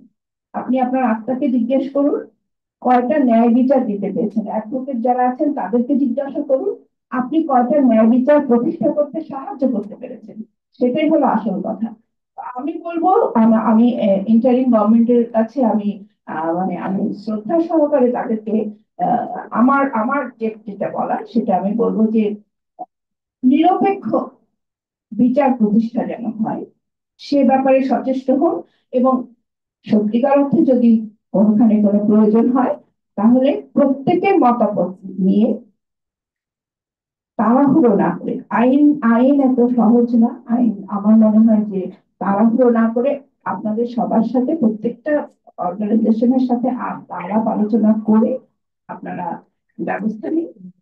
আমি মনে করি যে বিচার বিভাগ এবং যদি আমি যেটা বিশ্বাস করি যে সরকার, জনগণ এবং সবশেষে বিচার বিভাগ যদি সচেষ্ট হয় সুদিন আসবে। ধন্যবাদ। অনেক অনেক ধন্যবাদ মাননীয় বিচারপতি কৃষ্ণা দেবকে। আমার মনে হয় আপনার কথাগুলি শুনে আপনি মানে একটু বেড়ে যেতে পারে, কারণ সবাই আপনার মতামত এবং অংশগ্রহণ নিশ্চয়ই চাবে। আহ আমাদের সময় ঠিকই আছে, আমি খুব স্বল্পভাবে আমার কথা বলবো। প্রথমত আমরা এখনো আমি ঠিক শিওর না যে কেন দণ্ডবিধির মধ্যেই এখন পর্যন্ত ধর্ষণের সংজ্ঞাটা, যেটা নারী শিশু নির্যাতন দমন আইনে বলা আছে যে ধর্ষণের সংজ্ঞাটা দণ্ডবিধির থেকে নেওয়া হবে, কিন্তু দণ্ডবিধিটাকেই তো সংস্কার করতে হবে। যেখানে বলা হচ্ছে ম্যারিটাল রেপের ক্ষেত্রে wife is below the age of 40, age of সম্মতির বয়সের কথা যেখানে 13 আর 14, যেটা ওইটাও কনফিউজিং বলা যাচ্ছে। এখানে নারী ও শিশু নির্যাতন দমন আইনে কতগুলি সংস্কার দরকার আছে অবশ্যই, এবং কতগুলো হয়তো এখানে এসছে, যেমন আহ, আহ, এখানে যেমন এসছে যে আই থিঙ্ক 11 যে আপসযোগ্য করা হয়েছিল, সেটাকে শাস্তিটা 5 বছর করে বোধহয় আপসযোগ্যতাটাকে এখান থেকে বের করে আনা হয়েছে। এবং কে যদি বললো যে এখানে অনেক ক্ষেত্রে একটা আপোষ করে ফেলা হয়, এটা কিন্তু আইনের চোখে একেবারেই আহ, এই নারী ও শিশু নির্যাতন দমনের সকল অপরাধগুলি কিন্তু আমলযোগ্য, নন বেলেবল এবং নন কম্পাল। কিন্তু সামাজিক প্রেক্ষাপট যেরকম, আমি একদিকে চিন্তা করি যে একটা মেয়ে, সে যখন এই ধরনের একটা সহিংসতার শিকার হয়, তার পরিবারের পক্ষে সামাজিক প্রেক্ষাপটে কি করা হবে? আমাদের সরকার যদি, যে সরকারই আসুক, তারা যদি নিরাপত্তা না দিতে পারে, যে একজন মেয়ে সেক্সুয়াল হ্যারাসমেন্টের শিকার, সে স্কুলে যাওয়ার পথে বা কলেজে যাওয়ার পথে সেক্সুয়াল হ্যারাসমেন্টের শিকার হবে না, তাহলেই আমাদের যে বাল্য বিবাহটা, সেই আইনটাকে বাস্তবায়ন করা সম্ভব। কারণ 15-16 বছরের মেয়েকে তারা বাসায় রাখতে নিরাপত্তা দিতে পারে না, সরকার তাদের নিরাপত্তা দিতে পারে না। আরেকদিকে আমাদের যে আহ, শিশু চাইল্ড রিস্ট্রেন্ট, ম্যারেজ রিস্ট্রেন্ট অ্যাক্টের মধ্যে যেটা 19 ধারা, সেটা আমরা উঠাবার কথা বলছি। আরেকটা জিনিস আমার খুব মনে হয় যে আমাদের দেশে একজন শিশুর প্রতি যদি এই যে ধর্ষণের একটা অপরাধ হয়, সেটাকে কিন্তু সমাজের লোকরা কিন্তু অন্যভাবে ঠিক একটা দেখে না। এই যে পিডোফাইল একটা শব্দ ব্যবহার করে কিন্তু বিদেশে, যেটাকে আমি মানে যেটাকে কি বলা হয়, বাল্যকামিতা, এই আইডিয়াটা কিন্তু বাংলাদেশে নাই। কারণ একটা 14 বছর মেয়েকে তো বিয়ে দিতে পারছে, এবং বিয়ের পরে সে যখন তার স্বামীর সাথে, তার কি সম্মতি দেওয়ার সেই মানসিকতা হয়েছে, সেই কথাগুলো কিন্তু আমাদের আসতে হবে। যে সম্মতির প্রসঙ্গে একটা মেয়ের বয়স কতটুকু হতে হবে, সেটা কিন্তু খুব শক্তভাবে আমাদের আইনের মধ্যে আসতে হবে। আহ, আমাদের দেশে একটা রেপের ঘটনা ঘটলে মেডিকেল টেস্ট, এই যে police, women and child police desk, সেখানে 24 ঘন্টা কোনো মহিলা পুলিশ থাকে না। হাসপাতালে গেলে যদি সন্ধ্যার পরে হয়, সেখানে ডাক্তার থাকে না। ডিএনএ পরীক্ষার কথা বলা হচ্ছে, এখানে একটা টাইম বেঁধে দেওয়া হয়েছে, কিন্তু ডিএনএ ল্যাব, একটা কার্যকরী ডিএনএ ল্যাব বাংলাদেশে একটাই আছে, ঢাকাতে। তো কিভাবে এই সময়গুলি আবার কোন বিচার, নারী ও শিশু নির্যাতন দমন ট্রাইব্যুনালের কোন বিচারক, ইনভেস্টিগেটিভ অফিসার যদি কোনো কারণে সময় মতো না করে, তাদের শাস্তিটা হলো ডিপার্টমেন্টাল পানিশমেন্ট। আরো কঠিন তাদের শাস্তি হওয়া উচিত। কারণ তারা আর আরেকটা কথা হলো যে সাক্ষীদের যখন নিয়ে আসা হয়, আমি নিজে এটা দেখেছি যে একটা গরিব সাক্ষী সে আসবে কেন? তার যাতায়াতের খরচটা কিন্তু দেওয়ার কথা, কিন্তু সে দেওয়া হয় না। যে কেন নিজের পয়সা খরচ করে? তখন কি করা হয়, যে সার্ভাইভার, তার পরিবারে কিন্তু খরচটা দিতে হয় সাক্ষীকে আবার। সে নিজেই চলতে পারছে না, কিন্তু তো সাক্ষী আনবে, তারপর সাক্ষী নেওয়া হবে না, রাত্রে তার থাকার ব্যবস্থা করতে হবে, সবকিছু কিন্তু তখন করতে হবে যে সার্ভাইভার তার পরিবার।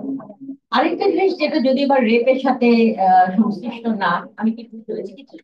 আচ্ছা, যেটা রেপের সাথে সংশ্লিষ্ট না, 11 নম্বর ধারাতে আপনারা হয়তো জানেন যে 11 নম্বর ধারাতে পারিবারিক সহিংসতা সম্পর্কে একটা ধারা, এটা কিন্তু এটা শুধুমাত্র যৌতুকের জন্য।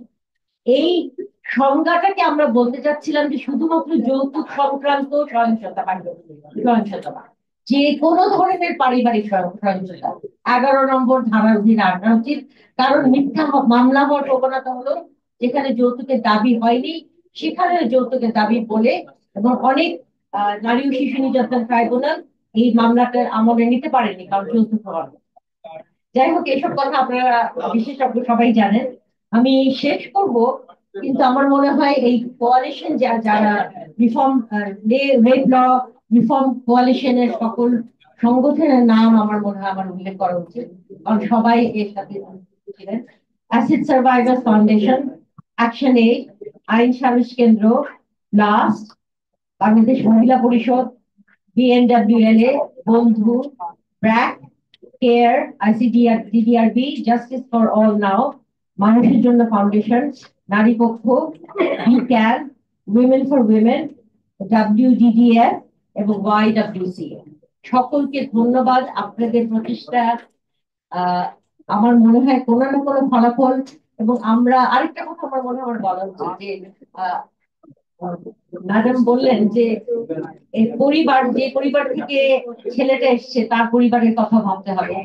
আমার কাছে কিন্তু একটু এটা একটু একটা পরিবারে সেখানে কিন্তু একটা মা আছে, মায়ের প্রতি কি ধরনের আচরণ করা হয়েছে কেউ জানে না, তখন পরিবারটাকে মব অ্যাটাক করে, সেটাও ওই পরিবারের মহিলাদের উপর যে ধরনের যে রেপিস্ট অর অ্যাকিউজ, সেই পরিবারের মহিলা থেকেও আপনারা তো মহিলা হিসেবে দেখতে হবে তার উপরেও হয়তো অত্যাচার হয়েছে।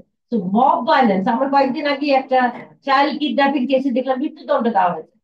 তাও এটা যে কি ধরনের একটা বিপজ্জনক, আপনাকে যদি কেউ বলে এই শিশু ধর্ষণ করেছে, সঙ্গে সঙ্গে মব কিছু না জেনে তার উপর তো সেই ধরনের ইয়ে থেকে আমার মনে হয় মিডিয়াকে আপনাদের এটা বারে বারে বলতে হবে যে even the family of the accuse, সংবিধানের অধীনে তাদেরও কিন্তু প্রোটেকশন দিতে হবে।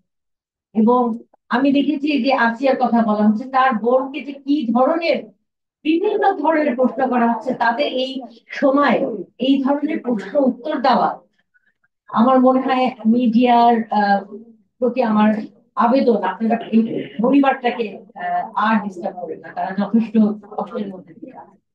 যাই হোক, আমি সকলকে অনেক অনেক ধন্যবাদ জানিয়ে আজকের আলোচনা অনুষ্ঠান, আমি আশা করি এই ধরনের আলোচনা আর করতে হবে না, যে আমাদের দেশে এই ধরনের আলোচনা বারবার যাতে করতে না হয়, এবং আমরা পরবর্তীতে যে কনভিকশন হয়েছে, বাংলাদেশের অবস্থা অন্যরকম হয়ে গেছে, এটাই শুনবো, এটাই এই আশা নিয়ে আমি শেষ করছি। ধন্যবাদ।